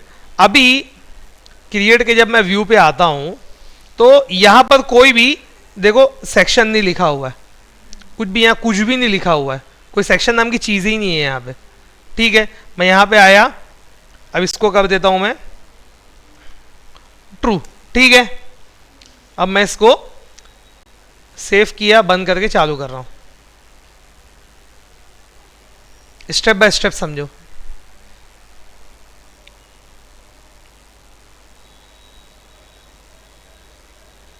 आया एक्सेप्शन? पढ़ो exception. The layout page can not find the section script in the content page. Content page मतलब तुम्हारा व्यू, तुम्हारे व्यू पे कोई भी सेक्शन स्क्रिप्ट्स नाम का नहीं है, जबकि तुम यहां पे बोले हो कि स्क्रिप्ट्स नाम का जो सेक्शन है वो रिक्वायर्ड है, रिक्वायर्ड ट्रू। तो वो तुमको हर व्यू पे एक बनाना पड़ेगा सेक्शन। वो सेक्शन कैसे बनता है? मैं यहां पे आया फॉर एग्जांपल क्रिएट पे, अब मुझको कोई भी जावास्क्रिप्ट लग रही है, समझो बात को, कोई भी जावास्क्रिप्ट लग रही है, तो मैं चाहूं तो मैं यहां पे जावास्क्रिप्ट लिखना होता है तो सिर्फ तुमको स्क्रिप्ट टैग बनाना होता है। अब तुम यहां पे जावास्क्रिप्ट लिख सकते हो, यहां पे तुम जावास्क्रिप्ट लिख सकते हो। तुमको HTML के अंदर अगर जावास्क्रिप्ट लिखना है तो जस्ट क्या करना है, तुमको एक स्क्रिप्ट टैग बनाना है। जिस तरीके से HTML के अंदर CSS लिखना है तो क्या बनाना रहता था? Style tag. तो यहां पे क्या बनाना है? Script tag. लेकिन प्रॉब्लम समझो, जावास्क्रिप्ट कब लोड होना चाहिए? कल ही बताया था, लास्ट लेक्चर में बताया था, जब पूरा HTML लोड हो जाए उसके बाद लोड होना चाहिए। उसकी वजह से हम क्या करते हैं, जावास्क्रिप्ट को सबसे नीचे लिखते, लास्ट में लिखते हैं, बराबर है। अब ये अपना जो व्यू है, समझो बहुत जबरदस्त कॉन्सेप्ट है, अपना ये जो व्यू है ये रेंडर होगा कहां जाके? मास्टर पेज पे। ये व्यू यहां पे आएगा रेंडर बॉडी की जगह पे, बराबर। बीच में हो गया ना, स्क्रिप्ट टैग को लेके आया ना यहां पे, उसके बाद भी तो ये सारे कोड हैं, मतलब ये कहां आ गया? वहां तुम्हारे व्यू पे तो लास्ट में, लेकिन तुम्हारा व्यू यहां पे मास्टर पेज में आके बीच में रेंडर हो रहा है, तो जावास्क्रिप्ट भी कहां आ गई? बीच में आ गई। जाना कहां चाहिए? लास्ट में। इसलिए हम क्या करते हैं, स्क्रिप्ट टैग नहीं लिखते बल्कि एक सेक्शन बनाते हैं, समझे? मैं लिखा @सेक्शन, और सेक्शन का नाम वही दोगे जो यहां पे स्क्रिप्ट में है। तो क्या नाम है? स्क्रिप्ट्स। तो मैं यहां पे बना दिया स्क्रिप्ट्स। तो अब होगा क्या बताएं, यहां जो भी जावास्क्रिप्ट लिखूंगा वो यहां पे रेंडर होगी। तो कहां हुई? सबसे लास्ट में हो गई ना, समझे बात को? तो रेंडर सेक्शन क्या करेगा, तुम्हारे व्यू की किसी भी स्क्रिप्ट, जो स्क्रिप्ट सेक्शन बनाए हो उसको लाके सबसे लास्ट में रेंडर कर दिया, क्योंकि सबसे लास्ट में लिखा है, इसीलिए तो सबसे लास्ट में लिखा है वो। समझे बात को? जावास्क्रिप्ट कहां आना चाहिए, सबसे लास्ट में। अगर मैं यहां पे लिख देता जावास्क्रिप्ट तो अब मेरे को तो यहां लास्ट में दिखती, लेकिन मेरा व्यू जब जाता एक्चुअल मास्टर पेज पे तो रेंडर कहां होता, रेंडर बॉडी की जगह पे, और रेंडर बॉडी कहां है, बीच में है ना। उसके बाद भी तो दुनिया भर का जो है वो HTML लिखा हुआ है, लेकिन ये प्रॉब्लम है ना, कहां होना चाहिए जावास्क्रिप्ट, सबसे लास्ट में। तो मैं क्या किया, सबसे लास्ट में रेंडर सेक्शन बोला और स्क्रिप्ट्स करके उसको बोल दिया। तो अब जो कहीं भी स्क्रिप्ट सेक्शन बनाएगा तो दिखेगा वहां पे, लेकिन आएगा यहां पे। तो मैं लिख रहा है यहां पे हूं, लेकिन जब ये व्यू पे जाएगा तो जो भी सेक्शन है वो कहां पे लोड होगा, सबसे आखिर में, जहां रेंडर सेक्शन असिंक लिखा हुआ है। समझे बात को? तो ऑटोमेटिकली कहां चला गया, लास्ट में चला गया। क्लियर हुआ अब्दुर्रहमान? ये रेंडर सेक्शन, इसीलिए वो पूछता है what is meant by render section interviewer, क्योंकि वेब डेवलपमेंट का एकदम बेसिक कॉन्सेप्ट है वो, कि जावास्क्रिप्ट बाद में लोड होना चाहिए। जावास्क्रिप्ट का काम क्या है, HTML पे काम करना उसका काम है। जावास्क्रिप्ट का काम क्या है, HTML पे फर्दर काम करना। HTML लोड ही नहीं हुआ, जावास्क्रिप्ट पहले लोड हो गई, तो काम किस पे करेगा, एक्सेप्शन आएगा ना। तो हम इंश्योर करते हैं कि जावास्क्रिप्ट हमेशा HTML के बाद में लोड हो, इसलिए रेंडर सेक्शन को कहां लिखा है, सबसे लास्ट में। बनाया नाम स्क्रिप्ट, इसलिए यहां पे हमेशा क्या बनेगा, स्क्रिप्ट्स। क्लियर है? अब वैलिडेशन एक होता है क्लाइंट साइड, एक होता है सर्वर साइड। अभी तक हम लोग का सर्वर साइड वैलिडेशन था, डेटा आ रहा था, मॉडल स्टेट में चेक हो रहा था, मतलब सर्वर पे आया ना, C# के कोड में आया। हम कोई भी फॉर्म पोस्ट करते थे, डेटा कंट्रोलर पे रिसीव होता था, मॉडल स्टेट चेक होती थी, फिर वापस जाता था, ऐसे ही होता था ना। हम चाहे तो ये राउंड ट्रिप को बचा सकते हैं, मतलब सर्वर पे आएगा ही नहीं, क्लाइंट साइड ही चेक होगा। तो इसको बोलते हैं क्लाइंट साइड वैलिडेशन। समझे बात को? तो पहले सर्वर साइड देख लो, फिर क्लाइंट साइड देख लेना थोड़ी देर के लिए, इसको इसकी जरूरत नहीं है अपने को। तो कट तो हो गई ना अपनी, तो ये अननेसेसरी है, क्लोज अदर टैब्स। ठीक है, तो अब जहां पे क्रिएट हो रहा है, तो क्रिएट के पोस्ट में मैं आया, और क्रिएट के पोस्ट में यहां पर तुम चाहो तो फॉर एग्जांपल जैसे ये कर सकते हो कि नेम और डिस्क्रिप्शन सेम नहीं होना चाहिए। तुम्हारी एक कंडीशन है कि क्रिएट करते टाइम पे नेम और डिस्क्रिप्शन सेम नहीं होना चाहिए। ये मेरा एक वैलिडेशन पॉइंट है, समझे? मेरे को क्लाइंट ने बोला है ऐसा। तो यहां डेटा रिसीव होता है ना विला में, बराबर है, मैं यही चेक कर लूंगा इसको। मैं लिखा if villa dot name equal equal villa dot description, अगर ये दोनों सेम है, समझे बात को, ये दोनों अगर सेम है तो मैं क्या करूंगा, मैं मॉडल स्टेट के अंदर एक अपना एरर मैसेज भेज दूंगा, मतलब उसको एडिट करूंगा। वो एरर मैसेज क्या है, मैं बोल दिया कि name and description are same. ठीक है, अभी इसको थोड़ी देर के लिए मैं खाली छोड़ रहा हूं, नेक्स्ट स्टेप में बताऊंगा यहाँ पे क्या लिखना है, तो समझ में आएगा। अभी लिख दूंगा तो नहीं समझ में आएगा। मैं इसको सेव किया, अभी सर्वर साइड वैलिडेशन कर रहे हैं। यहां डेटा रिसीव होगा, यहां चेक होगा, जैसे ही यहां चेक होगा अगर यहां पे कोई प्रॉब्लम है तो वो रिटर्न कर देगा उसको। ठीक है, अब जब ये रिटर्न करेगा तो ये इस व्यू पे जाएगा, और ये व्यू पे मैं एरर शो करता हूं। मैं यहां पे आया, गो टू व्यू, तो तुम यहां पे एरर की समरी दिखा सकते हो। मैं लिखा यहां पे एक डिव टैग के अंदर ASP वैलिडेशन समरी, तो तुम्हारी वैलिडेशन की समरी तुमको यहां दिखेगी।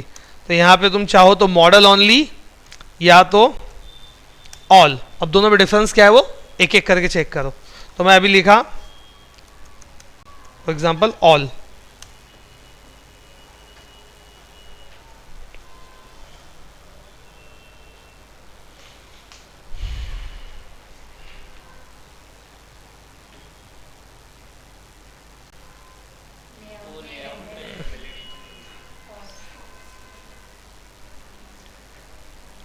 कंट्रोल टी अंडरस्कोर लेआउट, यहां पे आके इसको क्या करना है, समझिए ना बात को। फॉल्स, अगेन इसको किया रन। टास्क वगैरह जो होता है वो ऐसे ही कंप्लीट होता है, समझे बात को। मतलब अपनी लाइन में हर कदम पे चैलेंजेस है, तुमको पता ही नहीं होगा अभी नेक्स्ट इशू आने क्या वाला है।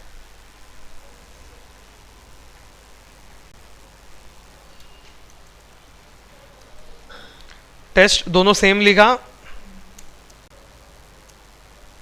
ये हुआ। Name and descriptions are same, दिख रहा है,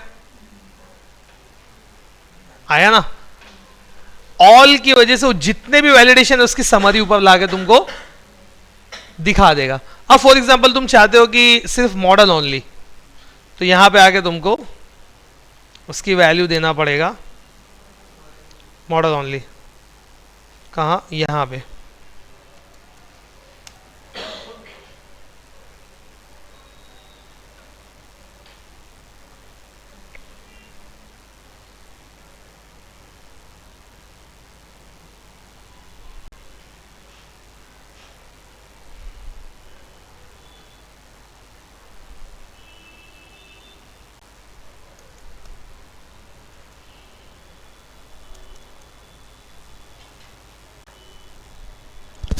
देखो अब सिर्फ वही मॉडल का आया, name and description are same. इसको यहां पे वो दे दो, स्टाइल दे दो, क्लास टेक्स्ट डेंजर,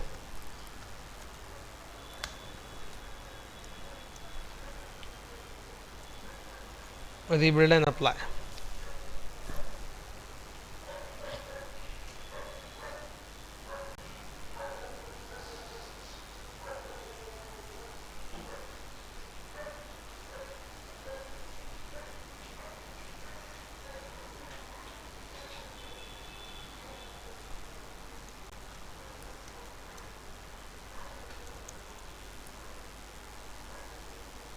आया। अच्छा एक और आया, the field square feet must be, ये वाला। तो यहाँ पे आके इसको, ठीक है, अगेन सेव किया, अब सिर्फ एक आ रहा है नेम्ड। अब मुझको ये एरर, ये किससे एसोसिएटेड है, नेम और डिस्क्रिप्शन से, बराबर है। समझ में आ रही बात, ये किससे, नेम या डिस्क्रिप्शन। या अब मुझको अगर नेम से दिखाना है ना, तो मैं आगे लिख दूंगा नेम। समझे बात को, जिस प्रॉपर्टी से एसोसिएट करना है इस एरर मैसेज को, वो ये की बनेगी। अगर मुझको डिस्क्रिप्शन के नीचे दिखाना है तो की का नाम क्या लिखूंगा मैं, डिस्क्रिप्शन। और नेम के नीचे दिखाना है तो नेम। और फॉर एग्जांपल मेरे को एकदम अलग है, इमेज यूआरएल के दिखाना है तो मैं इमेज यूआरएल। देखो जहां मतलब मैं बाइंड करता हूं इसको किसी भी स्पेसिफिक प्रॉपर्टी से, समझे बात को। तो अभी मैं नेम नहीं जानबूझ के, चलो डिस्क्रिप्शन लिखता हूं, डिस्क्रिप्शन है ना, ये डिस्क्रिप्शन के पास दिखेगा। और ये केस इनसेंसिटिव है, मतलब मैं ऐसा भी लिखूंगा तो भी ये चल जाएगा, समझे। इसीलिए स्टेप बाय स्टेप बोला। तो वो नेम प्रॉपर्टी क्यों काम करती समझता ही नहीं तुम लोग को, वो की क्या है, डिस्क्रिप्शन।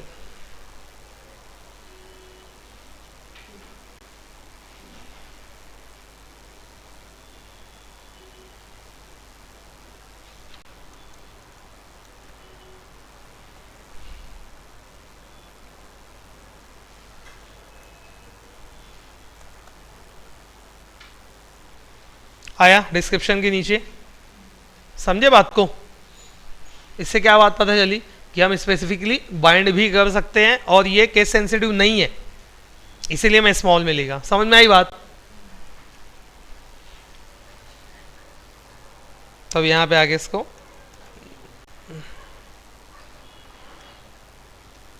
नेम कॉमा ये, ठीक है। तो ये तो तुम्हारा था सर्वर साइड वैलिडेशन। अब क्लाइंट साइड वैलिडेशन के लिए लिखनी पड़ती है जावास्क्रिप्ट मजबूत, बहुत लिखनी पड़ती है, लेकिन हमारे प्रोजेक्ट के अंदर ऑलरेडी बिल्ट इन सपोर्ट है किसका? jQuery का। jQuery क्या है? जावास्क्रिप्ट की लाइब्रेरी है, समझे? तो वैलिडेशन का बहुत सारा कोड हमले को ऑलरेडी मिलता है, लेकिन जावास्क्रिप्ट जिस पेज पे रहेगी वहीं मिलेगा ना, बराबर है? तो यहां पे देखो, मैं सॉल्यूशन एक्सप्लोरर में आया, सॉल्यूशन एक्सप्लोरर में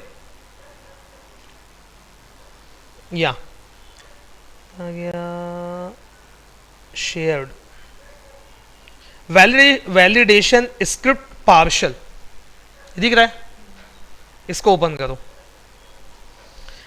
ये कुछ नहीं है, इसमें सिर्फ 2 स्क्रिप्ट टैग है और कुछ नहीं है, 2 स्क्रिप्ट टैग है। ये 2 स्क्रिप्ट टैग तुम अपने व्यू पे नीचे जाके पेस्ट कर दो, ऑटोमेटिकली jQuery का वैलिडेशन इनेबल हो जाएगा। समझे बात को? कुछ भी कोड नहीं लिखना पड़ेगा, jQuery सीधा तुम्हारे मॉडल की प्रॉपर्टी से लेता है। वो कैसे बनेगा अभी मैं जब कोड बनेगा तो खुद ही सब दिखा दूंगा तुम लोगों को ब्राउजर पे जाके। यहां बताना कुछ और मकसद है। ये 2 लाइन ये जो दिख रही है क्या है? सिंपल स्क्रिप्ट टैग है और कुछ नहीं है। उसमें पाथ बताया है कि भाई लाइब्रेरी के अंदर jQuery वैलिडेशन के अंदर ये 2 फाइल ऑलरेडी तुम्हारे प्रोजेक्ट में है, लाइब्रेरी फोल्डर के अंदर jQuery वैलिडेशन। देखो यहाँ पे वो कॉन्सेप्ट समझ में आना बहुत इंपॉर्टेंट है। ये मैं आया यहाँ पे लाइब्रेरी के अंदर jQuery वैलिडेशन, हाँ दिखा, और नीचे वाली देखो है ना, दोनों है। यही 2 फाइल जो तुम्हारे प्रोजेक्ट में पहले से है, इसकी तुमको जरूरत है। अब देखो फंडा समझो, मैं चाहूं तो मैं इसको ऐसा कॉपी करूं और मेरे क्रिएट में नीचे आके पेस्ट कर दूं, बस और कुछ नहीं। ये 2 फाइल को कॉपी किया, यहां पे आके पेस्ट कर दिया, इनेबल हो जाएगा, नो प्रॉब्लम। मेरा क्लाइंट साइड वैलिडेशन इनेबल हो जाएगा। ये तरीका गंदा है, इसको सही करेंगे, लेकिन पहले समझ में आया कॉन्सेप्ट क्या है। नहीं करेंगे भी नहीं, अपने भी नहीं करेंगे अभी, पहले रन करके बताऊं ताकि कॉन्सेप्ट समझ में आए।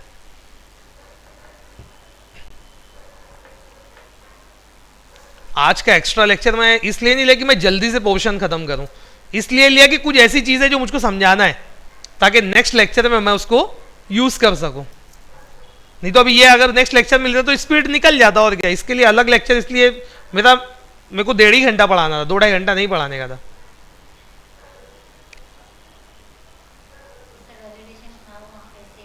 देखो अच्छा, यहां पे एक और चीज चेक कर सकते हो तुम लोग, तुम्हारा डिबग पॉइंट हिट हो रहा है क्या?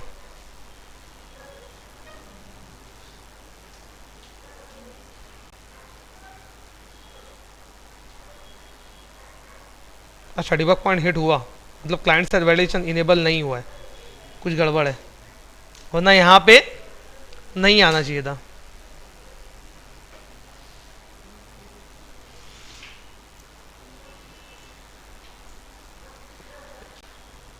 लाइब्रेरी वैलिडेशन जैस ये अच्छा अच्छा अच्छा अच्छा, हाँ वेरी गुड। क्यों नहीं चला? मैं डायरेक्ट लिख दिया। ये पूरा कंटेंट का रेंडर होगा, रेंडर बॉडी मतलब तुम्हारे लेआउट पे, लेकिन ये कहाँ आ गया? बीच में आ गया ना। ये कहाँ होना चाहिए? सबसे मतलब रेंडर बॉडी व्यू का कोड ले लेना चाहिए, रेंडर सेक्शन जावास्क्रिप्ट ले लेना चाहिए। उसके लिए तुमको क्या करना पड़ेगा? सेक्शन बना के सेक्शन के अंदर लिखना पड़ेगा।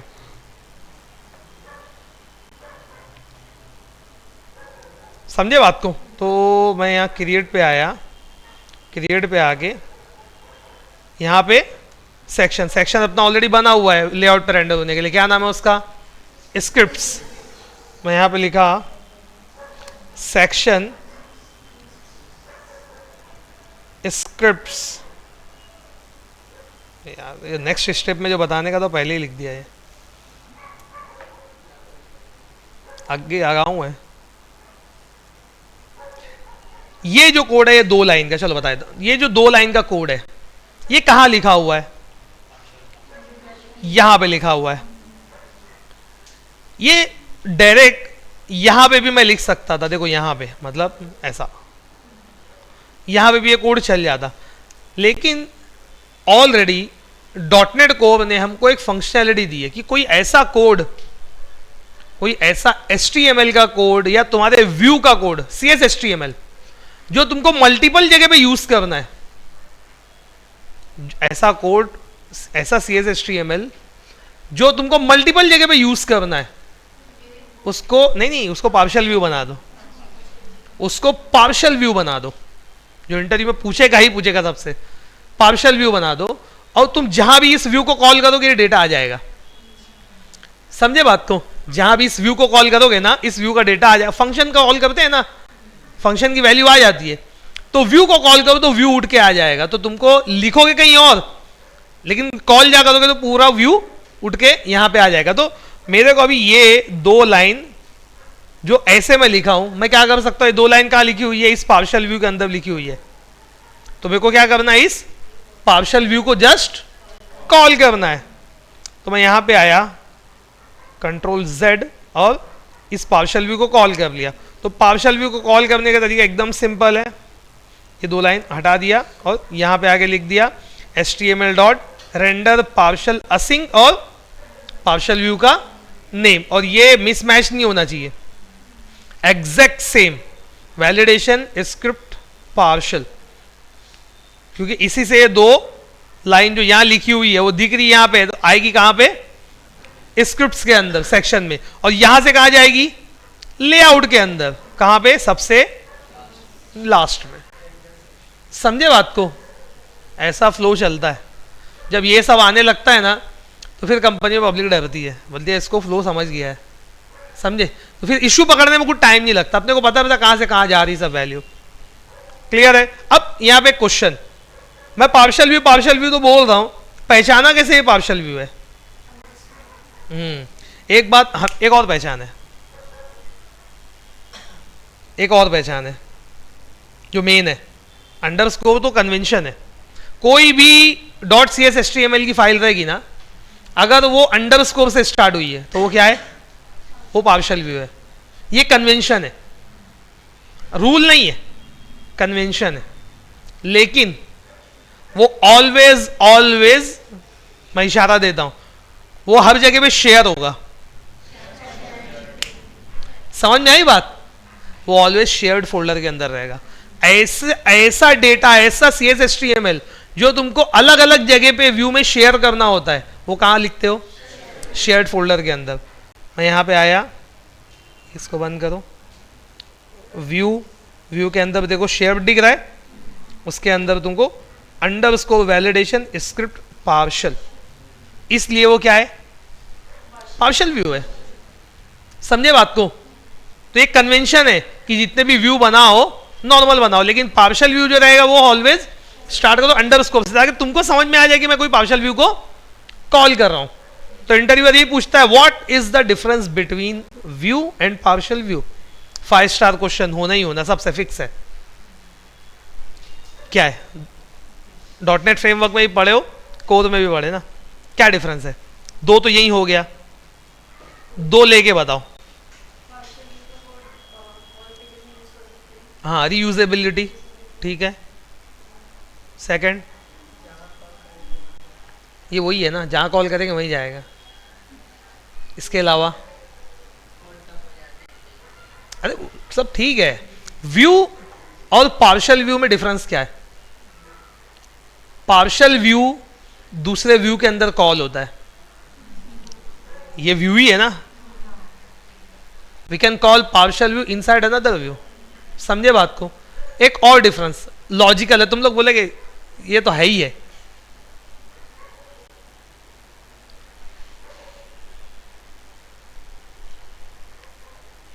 सीधा सरेंडर मार रहा है आज। कोई भी एक्शन मेथड से रिटर्न नहीं होगा। कैसा है, जलवा जवाब है कि नहीं एकदम। कोई भी एक्शन मेथड कभी किसी पार्शियल व्यू को रिटर्न नहीं कर सकता। ये हमेशा कंज्यूम होगा दूसरे व्यू के अंदर। एक्शन मेथड हमेशा नॉर्मल व्यू को रिटर्न करेगा। नॉर्मल व्यू रेंडर हो गया। अब नॉर्मल व्यू के अंदर तुम पार्शियल व्यू को कॉल करोगे। पार्शियल व्यू एक सेपरेट प्लेस पे पड़ा है, जहां लगेगा कॉल करो, लेकिन कोई एक्शन मेथड उसको रिटर्न नहीं करेगा। समझ में आया? है ना खतरनाक पॉइंट। हाँ, ये ऐसे आंसर पर सिलेक्शन होता है, क्योंकि ये कॉन्सेप्चुअल आंसर है। अगर कोई भी पढ़ा है तो उसको ये पता रहेगा कि मैं एक्शन मेथड से आज तक कोई भी पार्शियल व्यू रिटर्न नहीं कर रहा हूं, क्योंकि पार्शियल व्यू को बोलते ही हम क्या है, a view it can be called in another view. ये कोई दूसरे व्यू के अंदर कई स्पेसिफिक डेटा को रेंडर करता है, और ये रीयूजेबिलिटी के लिए यूज होता है। समझे? ये शेयर्ड फोल्डर के अंदर 3 पॉइंट हो गया, बात खत्म हो गई। समझे बात को? है एकदम सिंपल पॉइंट, और सिनेरियो बेस्ड भी है, लेकिन दिमाग में नहीं आता। ये बताया तो क्लिक हुआ ना कि कोई एक्शन मेथड उसको रिटर्न नहीं करेगा। क्यों? क्योंकि वो कंज्यूम होता है दूसरे व्यू के अंदर। व्यू के अंदर एक्शन मेथड कहां से आएगा? एक्शन मेथड रिटर्न करेगा नॉर्मल व्यू को, नॉर्मल व्यू कंज्यूम करेगा पार्शियल व्यू को यूजिंग ये method HTML dot render partial. कहां गया? क्रिएट में HTML डॉट रेंडर पार्शियल। इसमें 2 है, पहले ये देख लो फिर दूसरा वाला बताऊंगा। दोनों में असिंक क्या है, क्लियर है? समझा सबको? तो ये सेक्शन पहला वाला, अब ये कोड को भी समझ लो। ये मैं क्या बनाया, एक सेक्शन को एक्सेस करने के लिए पहला @ और दूसरा C# लिखने के लिए अगेन एक ब्लॉक। कंफ्यूज नहीं होना, समझे बात को? क्लियर है? ये जो सिंटेक्स है ये किसके लिए है? किस सेक्शन के लिए फिक्स सिंटेक्स है। उसके अंदर अब तुमको क्या लिखना है? C# लिखना है। डॉट लिख के एक मेथड कॉल करना है ना, जो पार्शियल व्यू को कंज्यूम करेगा, कॉल करेगा। अब कॉल करने का मतलब क्या? C# आ गई। C# का मतलब रिजर्व सिंटेक्स में कैसे लिखेंगे? @ से। तो अब तुम चाहो तो यहां @ लगा दो, चाहे @ लगा के एक C# लिखने वाला ब्लॉक बना दो। तो अब फर्दर अगर तुमको यहाँ C# लिखना है तो भी लिख सकते हो। समझे बात को? क्लियर है? सबको समझिए ना, कॉन्सेप्ट समझ में आना चाहिए।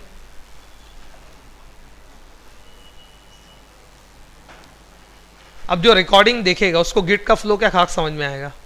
गिट का फ्लो तो पूरा बोर्ड पे समझाया हूं। ऐसा हो जाता है नुकसान, क्या कर सकते हैं? ऐसा करना चाहिए ताकि लोग ढंग से आए। हाँ, बहुत सही पढ़ा रहे हो सर आप।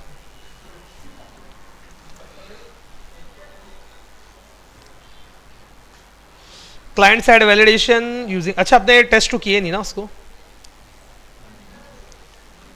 वो दोनों jQuery की फाइल हम अपने इधर सेक्शन में लिख दिए। सेक्शन से वो चली जाएगी कहां? लेआउट पे सबसे लास्ट में।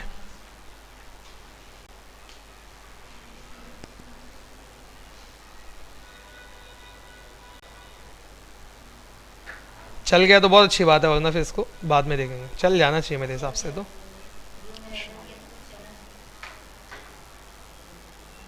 चल गया।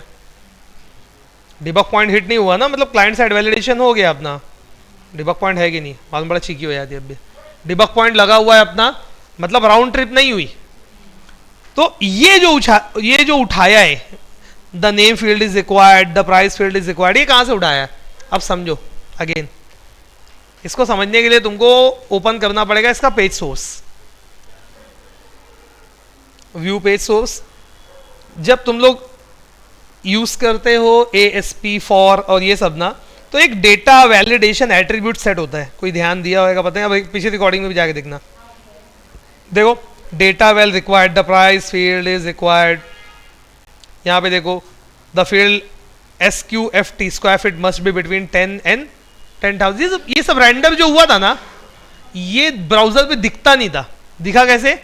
jQuery की फाइल खाली इंक्लूड किया हूं खाली उससे, तो पूरा क्लाइंट साइड वैलिडेशन ऑटोमेटिकली अपना हो गया। अभी नेक्स्ट उसमें अपने को क्या क्या करना है वो भी समझ लो। नेक्स्ट उसमें अपने को थीम मैनुअली चेंज करना है। थीम मैनुअली चेंज करना है, मतलब ऐसा राइट पे क्लिक किए डार्क हो जाना चाहिए। चैट जीपीटी भी होता है, समझे बात को, जाने का नहीं बैठो, मौसम बन रहा है जाने का। तो ये क्लाइंट साइड वैलिडेशन हो गया, क्लाइंट साइड वैलिडेशन हो गया। रेंडर सेक्शन से पार्शियल व्यू रेंडर कर दिया, multiple way to retrieve in EF core. चलो ये चीज़ भी बता देता हूँ, अच्छा पॉइंट लिख लिया मैं। अभी तुम लोग डेटाबेस में से कोई स्पेसिफिक रिकॉर्ड निकालते हो यूजिंग आईडी, तो अभी तक कैसे निकालते हो? फाइंड मेथड, फाइंड मेथड से निकालते हो, बराबर है।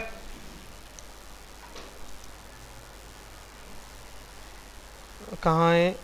यहाँ निकाले होंगे, आईडी का रिसीव हुई है यहाँ पे, यहाँ आईडी रिसीव हुई ना, तो ये फाइंड मेथड से तुम लोग निकालो। इसके ना मल्टीपल वेज है, तुम चाहो तो equal to underscore db dot villas dot, अभी यहां पे विलास तक मैं पहुंचा हूं तो यहां पूरे टेबल का रिकॉर्ड है, यहां पे पूरे टेबल का रिकॉर्ड है। अब इसमें से मुझको सिंगल रिकॉर्ड निकालना है, क्योंकि आईडी के बेसिस पे निकालूंगा तो एक ही आएगा ना, प्राइमरी की है, बराबर है। हाँ, सिंगल और डिफॉल्ट भी यूज करता हूं, स्लो आता हूं, वहीं आता हूं। पहले फर्स्ट और डिफॉल्ट देखो, तो यहां पे मैं मेथड यूज किया फर्स्ट और डिफॉल्ट, तो इसमें एक्सेस मिलेगा किसका? कलेक्शन का, जिस कलेक्शन पे फर्स्ट और डिफॉल्ट कॉल हुआ। पढ़ाया हूं भाई, लिंक यू बहुत डिटेल में पढ़ाया, भूल तो नहीं गए ना। तो मैं लिखा यहां पे v goes to v dot id equal incoming ID जो ऊपर से आई है। समझे बात को? क्या किया, यहां तक पहुंचा तो पूरा टेबल है, अब उस टेबल में से मुझको पहला रिकॉर्ड निकालना है, किस बेसिस पे? आईडी के बेसिस पे। तो v किसको रिप्रेजेंट कर रहा है? विला के एक सिंगल रिकॉर्ड को। v dot I D equal to ऊपर से जो आईडी है ये उसके, तो जो भी इस टेस्ट को पास करेगा वो ऐड हो जाएगा इसके अंदर। समझे बात को?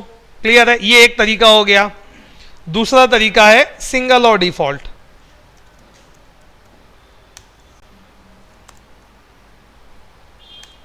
सिंगल और डिफॉल्ट ये दोनों पढ़ाया हूं, याद है?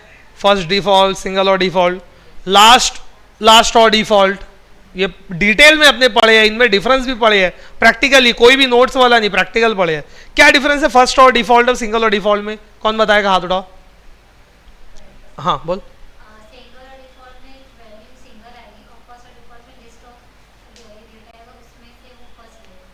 हाँ ठीक है, लेकिन हाँ ये पॉइंट है मेन, समझो बात को। अगर तुम आईडी के बेसिस पे फेच कर रहे हो, बराबर है, रिकॉर्ड नहीं आया, कोई भी रिकॉर्ड नहीं आया, तो क्या मिलेगा? डिफॉल्ट वैल्यू, यानी नल। ऑब्जेक्ट की डिफॉल्ट वैल्यू नल है, पहला सिनेरियो। रिकॉर्ड मिल गया तो रिटर्न कर देगा, दूसरा सिनेरियो। तीसरा सिनेरियो कि रिकॉर्ड मल्टीपल मिल गया तो क्या करेगा? पहला रिकॉर्ड दे देगा।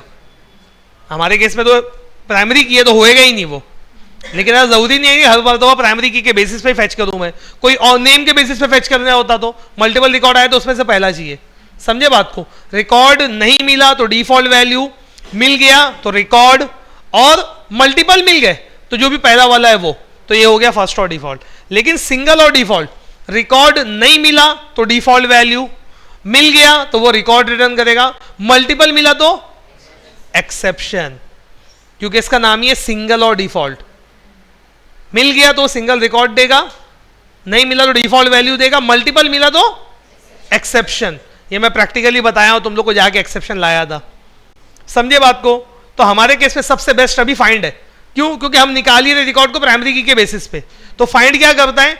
जिस भी कलेक्शन पे चलता है उसको फिल्टर करता है प्राइमरी की वाले प्रॉपर्टी के बेसिस पे। तो प्राइमरी की क्या है अपने पास? आईडी प्राइमरी की है ना, तो इसको दिया। फाइंड क्या करेगा? ये विलास को जो है वो महेश से, ध्यान है कि नहीं? कोई गया तो नहीं? ध्यान दो यार, समझ में आई बात? विलास ही महेश को हरा सकता है। ध्यान दो बहुत, मतलब ये जबरदस्त चीज है। जो जिस कंडीशन पे तुम लोग चाहो, हम देखो अक्सर लोग पूछते हैं कि एज अ मल्टीपल मेथड पढ़ते हैं, फाइंड बता दिए, बस ऐसा भी लोग बोले हैं मेरे को, यार सर 3 मेथड बता रहे हो, फाइंड बता दिए हो गया ना बस ना। अब कोई सिनेरियो चेंज हो जाएगा तो, और होगा मतलब अभी होगा आगे, तो फिर क्या करोगे? कहीं के ऐसा होता है कि वो सिंटेक्स नहीं चलता, दूसरा सिंटेक्स अपने को यूज करना पड़ता है, तो वहां पे वही बंदा निकलता है, इसको मल्टीपल सिंटेक्स पता होते हैं।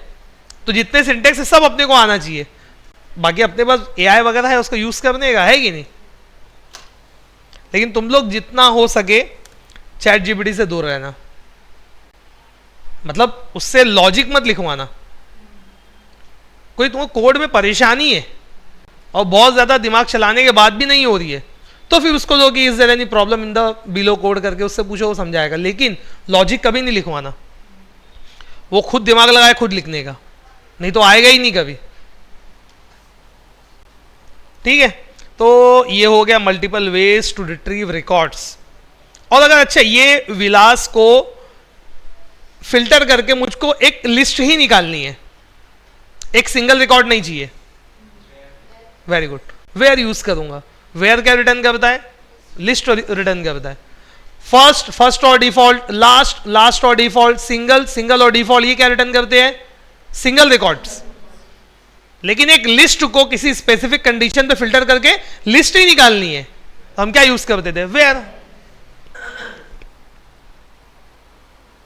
ठीक है, ये समझे बात को? ठीक,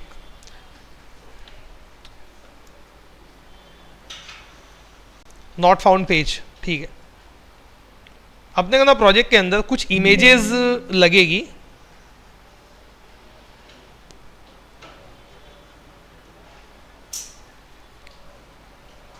ये कुछ इमेजेस हैं, जैसे नॉट फाउंड, एक्सेस डिनाइड, ये है।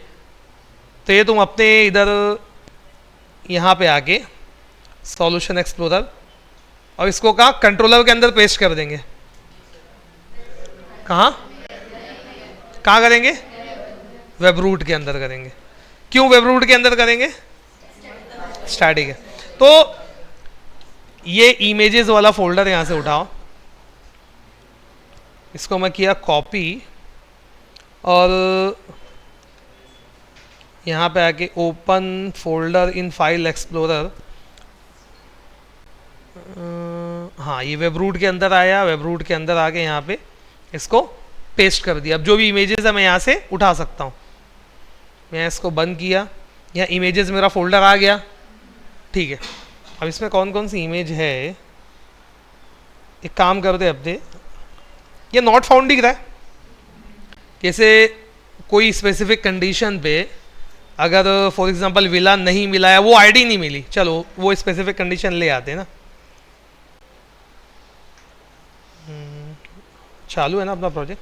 हाँ ठीक है, अब मैं यहाँ पे इसको एडिट करता हूँ।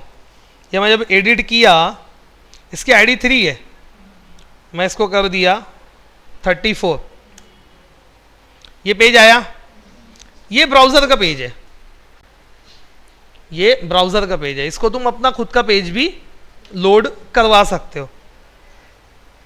तो यहाँ पे ऑलरेडी ना तुमको नोटिस करोगे तो एक कंट्रोलर है, और कंट्रोलर के अंदर ये होम कंट्रोलर दिख रहा है, होम कंट्रोलर के अंदर एक व्यू रहता है, ये व्यू दिख रहा है, अरे ये एक्शन दिख रहा है एरर के लिए। तो जब कभी भी एरर की ज़रूरत पड़ेगी तो मैं क्या करूँगा, ये कंट्रोलर का ये एक्शन मेथड रिडायरेक्ट कर दूंगा। मैं क्या बताया, रिडायरेक्ट टू एक्शन क्या करता है, किसी स्पेसिफिक एक्शन को रिडायरेक्ट कर देता है। अगर सेम कंट्रोलर के अंदर है तो तुमको कंट्रोलर नेम लिखने की जरूरत नहीं, लेकिन कंट्रोलर कोई दूसरा है तो अब एक्शन भी और कंट्रोलर दोनों बताना पड़ेगा। तो अब मुझको इसको रेंडर करवाना है, और ये वो इमेज को रेंडर करेगा। समझे बात को? जैसे यहां पे है नॉट फाउंड ना, तो मैं यहां पे क्या करूंगा, मैं रीडायरेक्ट कर दूंगा इसको, रीडायरेक्ट टू एक्शन कॉमा, तो एक्शन नेम, मैं बोला एक्शन नेम है एरर, और होम कंट्रोलर का एरर को वो रिडायरेक्ट कर देगा अगर ऐसा नॉट फाउंड या वीला कुछ प्रॉब्लम दिया। समझो, यहाँ के तुम लोग इसको इज नल भी कर सकते हो। समझे बात को? कोड देख के घबराना नहीं, इसलिए स्लो स्लो स्लो स्लो नई नई चीज बताते चले आ रहा हूं। तो होम के एरर को हिट करेगा, होम का एरर जैसे हिट होगा इसकी जरूरत अपने को नहीं है।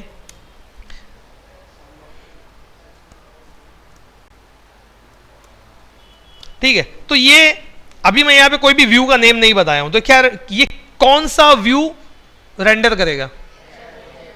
हाँ, एरर नाम का। यहां सॉल्यूशन एक्सप्लोरर में आया और ये एरर जो है वो किससे बिलोंग करता है? ये एक्शन किस कंट्रोलर से बिलोंग करता है? होम। तो वो कहां मिलेगा? व्यू में, होम में। Very good. व्यू में आया, होम में आया, यहां पे, लेकिन यहां तो नहीं है। जब कोई व्यू नहीं मिलता है, ध्यान दो, बहुत बहुत जबरदस्त चीज है, जब कोई व्यू नहीं मिलता है तो कौन सी दो जगह पे ढूंढता है? एक तो जिस कंट्रोलर का एक्शन है उसके सेम नाम का ढूंढता है, तो सेम नाम के फोल्डर में ढूंढेगा। यानी अभी मैं प्रैक्टिकल सिनेरियो करता हूं, चलो।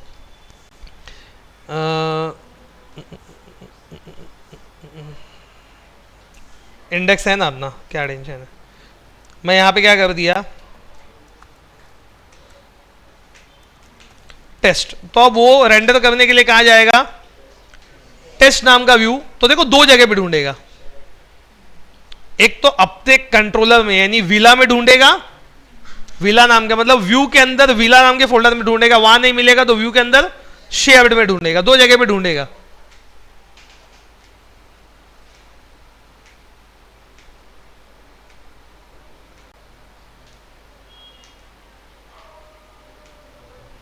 ये देखो दो जगह पे ढूंढा, व्यूज के अंदर विला में ढूंढा, किसको? test.cshtml को। यहां नहीं मिला तो वो बोला शायद यहां नहीं, शेयर्ड में होगा। व्यूज के अंदर, शेयर्ड के अंदर, बराबर। तो अपने भी एक जगह ढूंढ लिए, अपने यहां ढूंढ लिए ना, तो दूसरी कहां ढूंढेंगे? वहां मिल जाएगा। इसको जैसा था वैसा कर दिया। सॉल्यूशन एक्सप्लोरर ये बताने का था एक्चुअली, इसलिए शेयर्ड में आया, यहां पे देखो error.cshtml दिखा। ये पेज रेंडर होगा अगर नॉट फाउंड अगर आया तो। अब इस पर जो भी कोड लिखा है इसकी मुझको जरूरत नहीं है, मैं यहां पे एक इमेज रेंडर कर दूंगा जो मेरे वेबरूट के अंदर है। सिंपल। इमेज रेंडर करने के लिए मैं यहां पे एक डिव बनाया, डिव के अंदर img टैग बनाया, img टैग में src, यहां पे अलिफ मदा। अब यहां पे देखो, ध्यान देना, तुमको अभी ये दिखेगा नहीं, लेकिन लिखोगे तो दिखेगा।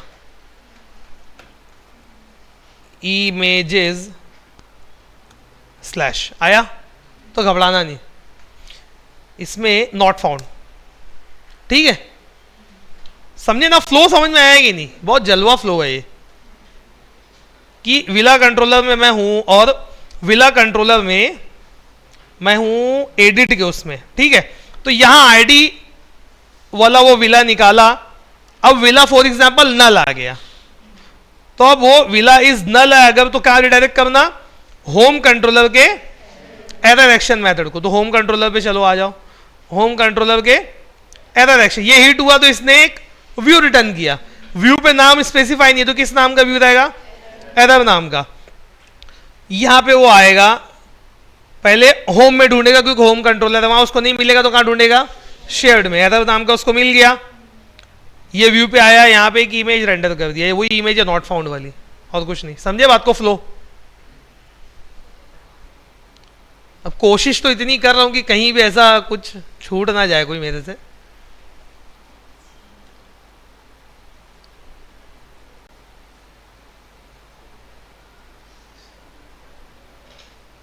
ये मैं रिकॉर्ड को एडिट करने की कोशिश किया और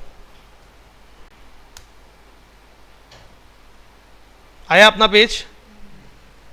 इसको ऐसा करो, वो दे दो, क्या नाम है इसकी, विद इक्वल टू 100%। तो क्या लेगा? उसको फिट बैठा देगा। विद मतलब व्यू पोर्ट, हॉरिजॉन्टल जो रहता है। स्क्रॉल में तुम कभी 100% नहीं दे सकते। क्यों? क्योंकि कोई वेब ब्राउजर पे स्क्रॉल कर रहा है तो नीचे कितना कंटेंट है उसको क्या पता? कर ही नहीं सकता ना। लेकिन ये तो कर सकता है, स्क्रीन अपने हाथ में है, कॉन्सेप्ट समझा रहा हूं। मतलब विद को 100% दे सकते हो, हाइट को कैसे दोगे? हाइट तो मतलब स्क्रॉल करके कितना भी डेटा आएगा वो तो नीचे चले जाएगा ना, वेब डेवलपमेंट का बेसिक कॉन्सेप्ट।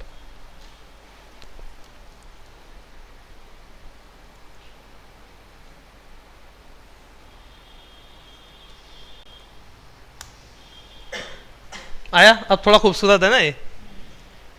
इस तरीके से तुम लोग एक्सेस डिनाइड, यानी कोई फॉर एग्जांपल एक्सेस डिनाइड का कोड क्या है?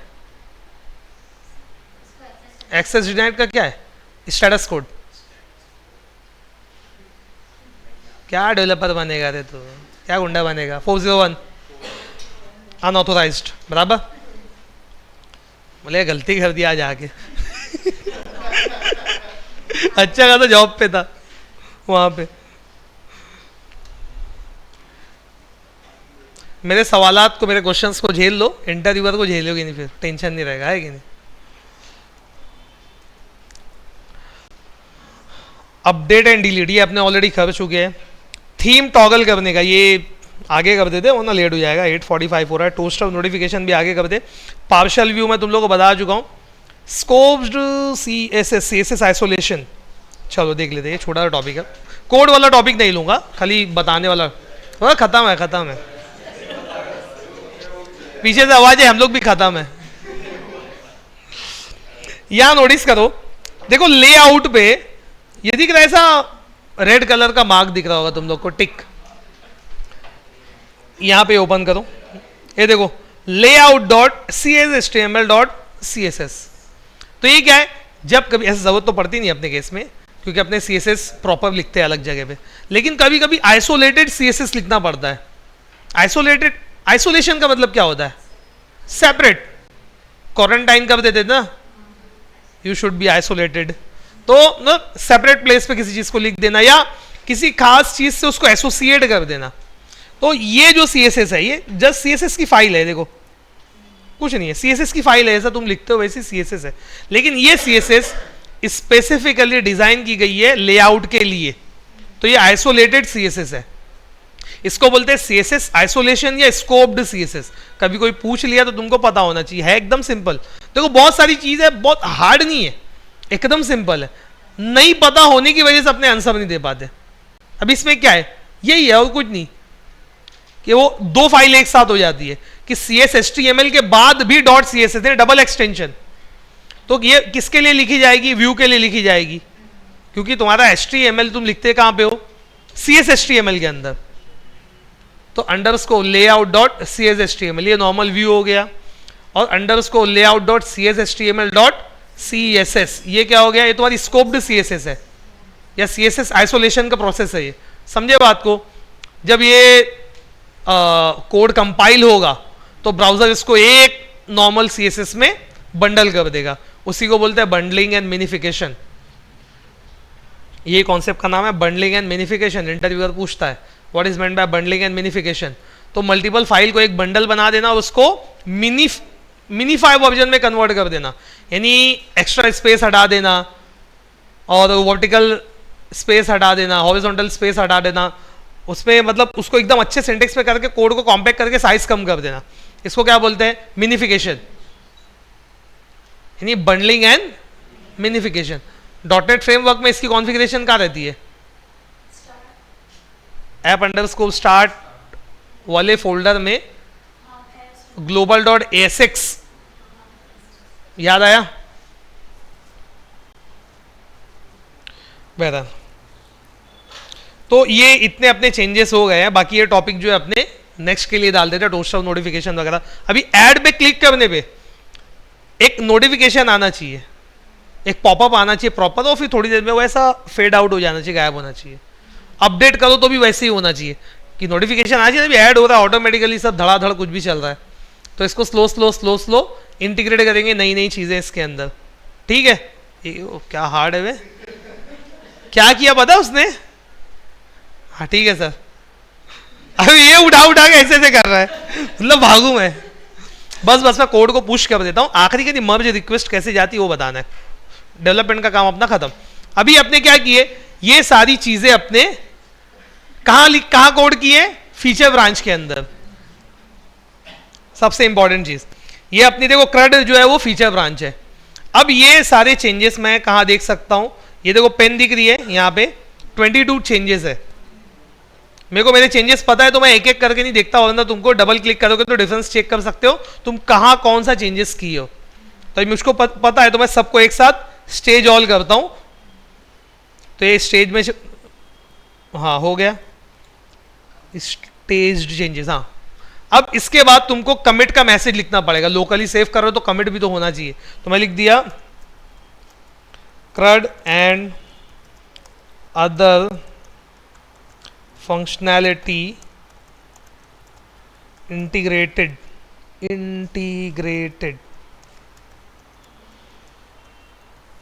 सक्सेसफुली। ठीक है, ये मेरा कमिट मैसेज हो गया। लोकली जब मैं सेव करूंगा तो मेरे को तो पता होना चाहिए कि मेरे कौन से चेंजेस है। तो मैं इसको अभी पुश नहीं करता हूं, मैं खाली इसको कमिट कर रहा हूं। तो ये मैं इसको कमिट स्टेज्ड, जो स्टेज्ड है उसको कमिट किया, पुश नहीं किया हूं, ध्यान देना। ये कमिट आईडी बन गई, कमिट क्रिएटेड लोकली, ये तुमको यहां पे दिखेगा, यहां से भी देख सकते हो और यहां से भी देख सकते हो, व्यू ऑल कमिट्स। ये देखो CRUD and other functionality integrated, ये हो गया। अब तुमको इसको पुश करना है तो देखो पुश का बटन है, होवर करो पुश लिख के आएगा। ये मैं पुश करूंगा तो ये कोड मास्टर में जाने के लिए बेताब रहेगा। मर्ज रिक्वेस्ट रेस करूंगा तो अप्रूव होगा तो जाएगा, नहीं तो चले गया। तो मैं इसको पुश कर दिया। मेरे फोन में भी डायरेक्ट दिखता है, तुम लोगों को दिखाता, तुम लोग दिखाया था ना कल। हाँ चलो अब क्या सबको दिखाऊं, हो गया ना, 2-4 लोग को दिखा दिया। फोन पे लॉगिन करके रखने का हमेशा।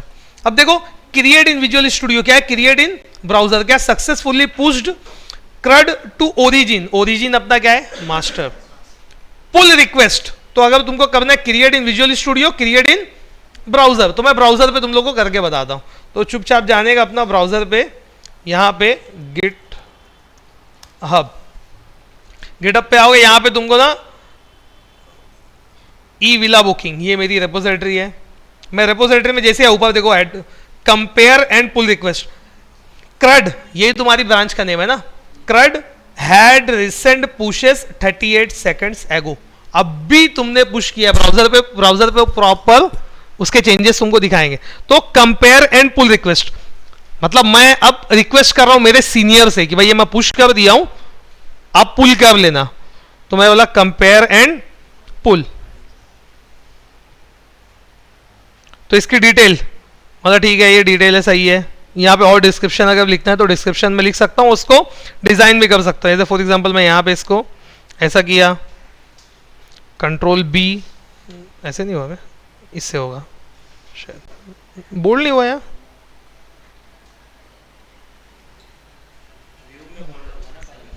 वहां दिखेगा।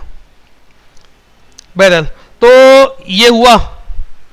अब इसको मैं क्या करूंगा, क्रिएट पुल रिक्वेस्ट, कि मेरे सीनियर भाई ये कोड को मेरे पुल कर ले और मास्टर में डाल देना। तो मैं यहां पे आया, और यहां पे भी और ऑप्शंस है यहाँ, लेकिन अभी फिलहाल इतना समझ लो, क्रिएट पुल रिक्वेस्ट।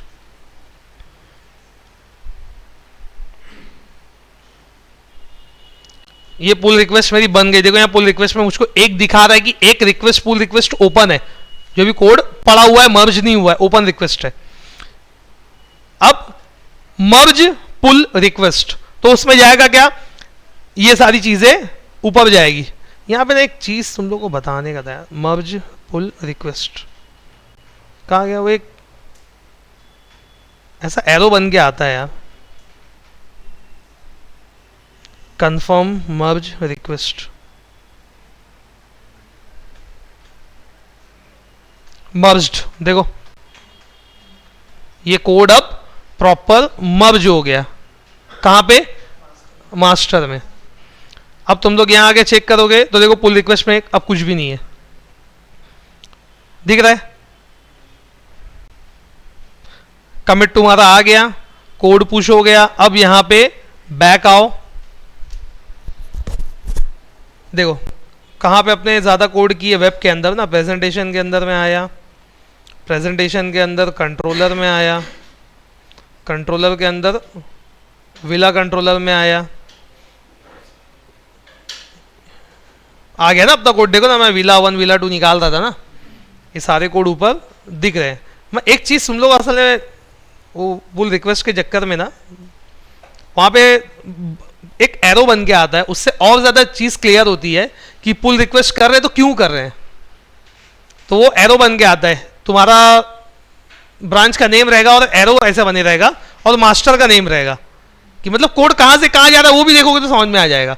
जब तुम लोग ये करना ना तो ऊपर चेक करना मर्ज पुल रिक्वेस्ट के टाइम पे, तो ऐसा एरो बने रहेगा जहां कोड जाना है मास्टर रहेगा, जहां से कोड जा रहा है वहां तुम्हारी लोकल ब्रांच रहेगी। तो क्रड एरो मास्टर ऐसे रहेगा, वो कोड कहां जाना है उसके लिए प्रॉपर दिखाता है। वो मैं जल्दी जल्दी में शायद दिखा नहीं पाया, समझे। तो ये अपना कोड जो है वो चला गया।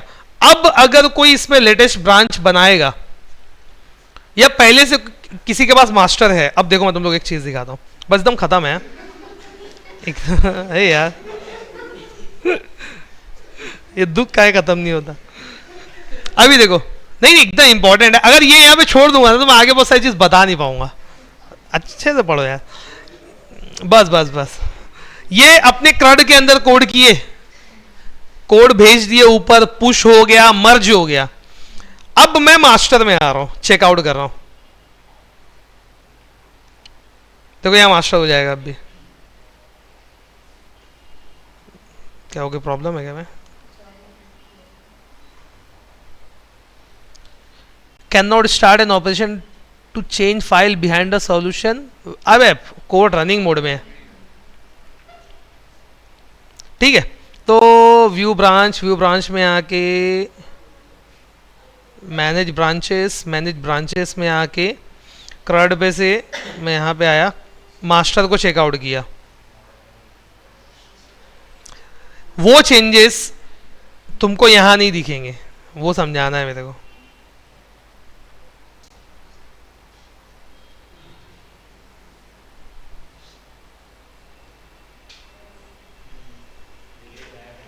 डिलीट का और एडिट का है,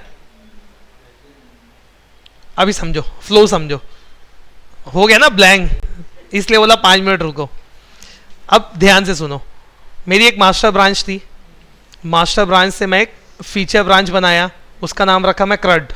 क्रड के अंदर मैं कोड किया, पुश किया, कोड अभी बीच में है, मर्ज रिक्वेस्ट पुल रिक्वेस्ट किया, कोड जाके मर्ज हो गया, समझे। कोड हो गया मर्ज, मास्टर में चला गया। लेकिन ये जो तुम्हारे पास जो मास्टर है ना, ये लोकल मास्टर है। अब तुमको वो चेंजेस को फेच करना पड़ेगा, पुल करना पड़ेगा अपनी ब्रांच के अंदर। तो मैं इसको चेकआउट किया, मास्टर में हूं मैं अभी, लेकिन मेरी वाली मास्टर गिट वाली मास्टर में अभी गैप है, नया वाला जो गया है वो वापस लाना भी पड़ेगा मेरे को लोकल में। तो मैं यहां पे आया, कहाँ, यहीं से, तुम लोग को यहीं से बताता हूं, मैनेज ब्रांचेस, ये मास्टर में हूं मैं, यहां पे आओ, पुल लो। फेच लोगे तो फेच के बाद पुल करना पड़ेगा, पुल लोगे तो फेच करके पुल ले लेगा ऑटोमेटिकली। तो मैं इस पे पुल किया, तो अब देखो pulling changes for the current branch. तो जो गिट पे तुम्हारा कोड गया वहां से वो फ्रेश कोड लेके आ रहा है, आया धड़ा धड़ा लेके। कहाँ है विला कंट्रोलर, आ गया तुम्हारा सारा कोड। समझे बात को, ये चीज की कमी थी ना। मैं तुम लोग को यकीन से बताता हूं कि अगर ये चीज तुम लोग को आ गई तो सीनियर जो तुम्हारे जो सीनियर्स होंगे ना, वो ये सब चीज तुमसे पूछेंगे और तुमको बैठ के समझाना पड़ेगा, परेशान होगे। समझे क्या पूरा फ्लो समझ में आया गिड का, कि पुल क्यों लिया, फेच कैसे करते हैं, मर्ज रिक्वेस्ट क्या है, पुल रिक्वेस्ट क्या है, कमिट क्या है, ब्रांच का पूरा।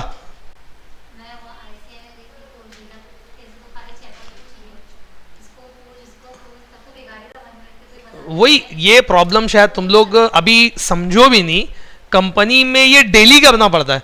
तुमको बहुत अच्छा कोड करने आता है, तुम बहुत भारी डेवलपर हो, तुमको ये नहीं आता तुम एक लाइन नहीं लिख सकते,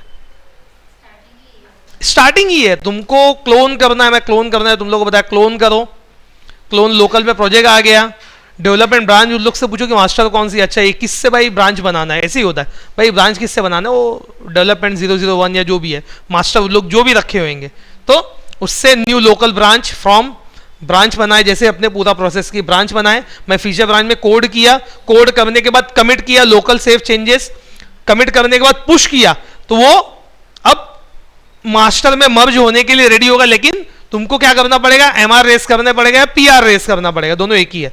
मैं रेस किया, सीनियर ने अप्रूव किया, वो कोड जाके मेन ब्रांच में मास्टर में मर्ज हो गया। लेकिन तुम्हारे पास जो मास्टर है वो पुरानी वाली है, जो मास्टर तुम्हारे पास है वो पुरानी वाली है, तो तुम क्या किए, वहां से पुल लिए। पहले तुम जो कोड किए थे मास्टर ने पुल लिया था, तुम पुश किए, बीच में आया मास्टर ने पुल लिया, चले गया। अब तुम जो पुल ले रहे हो वो क्या है, वो वापिस चेंजेस न्यू आ रहे, मतलब वो क्या हो गया, ये राउंड रॉबिन फैशन हो गया। कोड तुम्हारा ऐसे गया और न्यू ब्रांच में ऐसे आया। अब तुम जो न्यू ब्रांच बनाओगे, अब बनाओगे तो उसमें ये लेटेस्ट वाली जो तुम्हारे चेंजेस है तुमको अवेलेबल रहेंगी। समझे बात को? क्या हुआ है, ताली वाली बजा दी पब्लिक, भागो खाली, बहुत हुआ सर। बहरहाल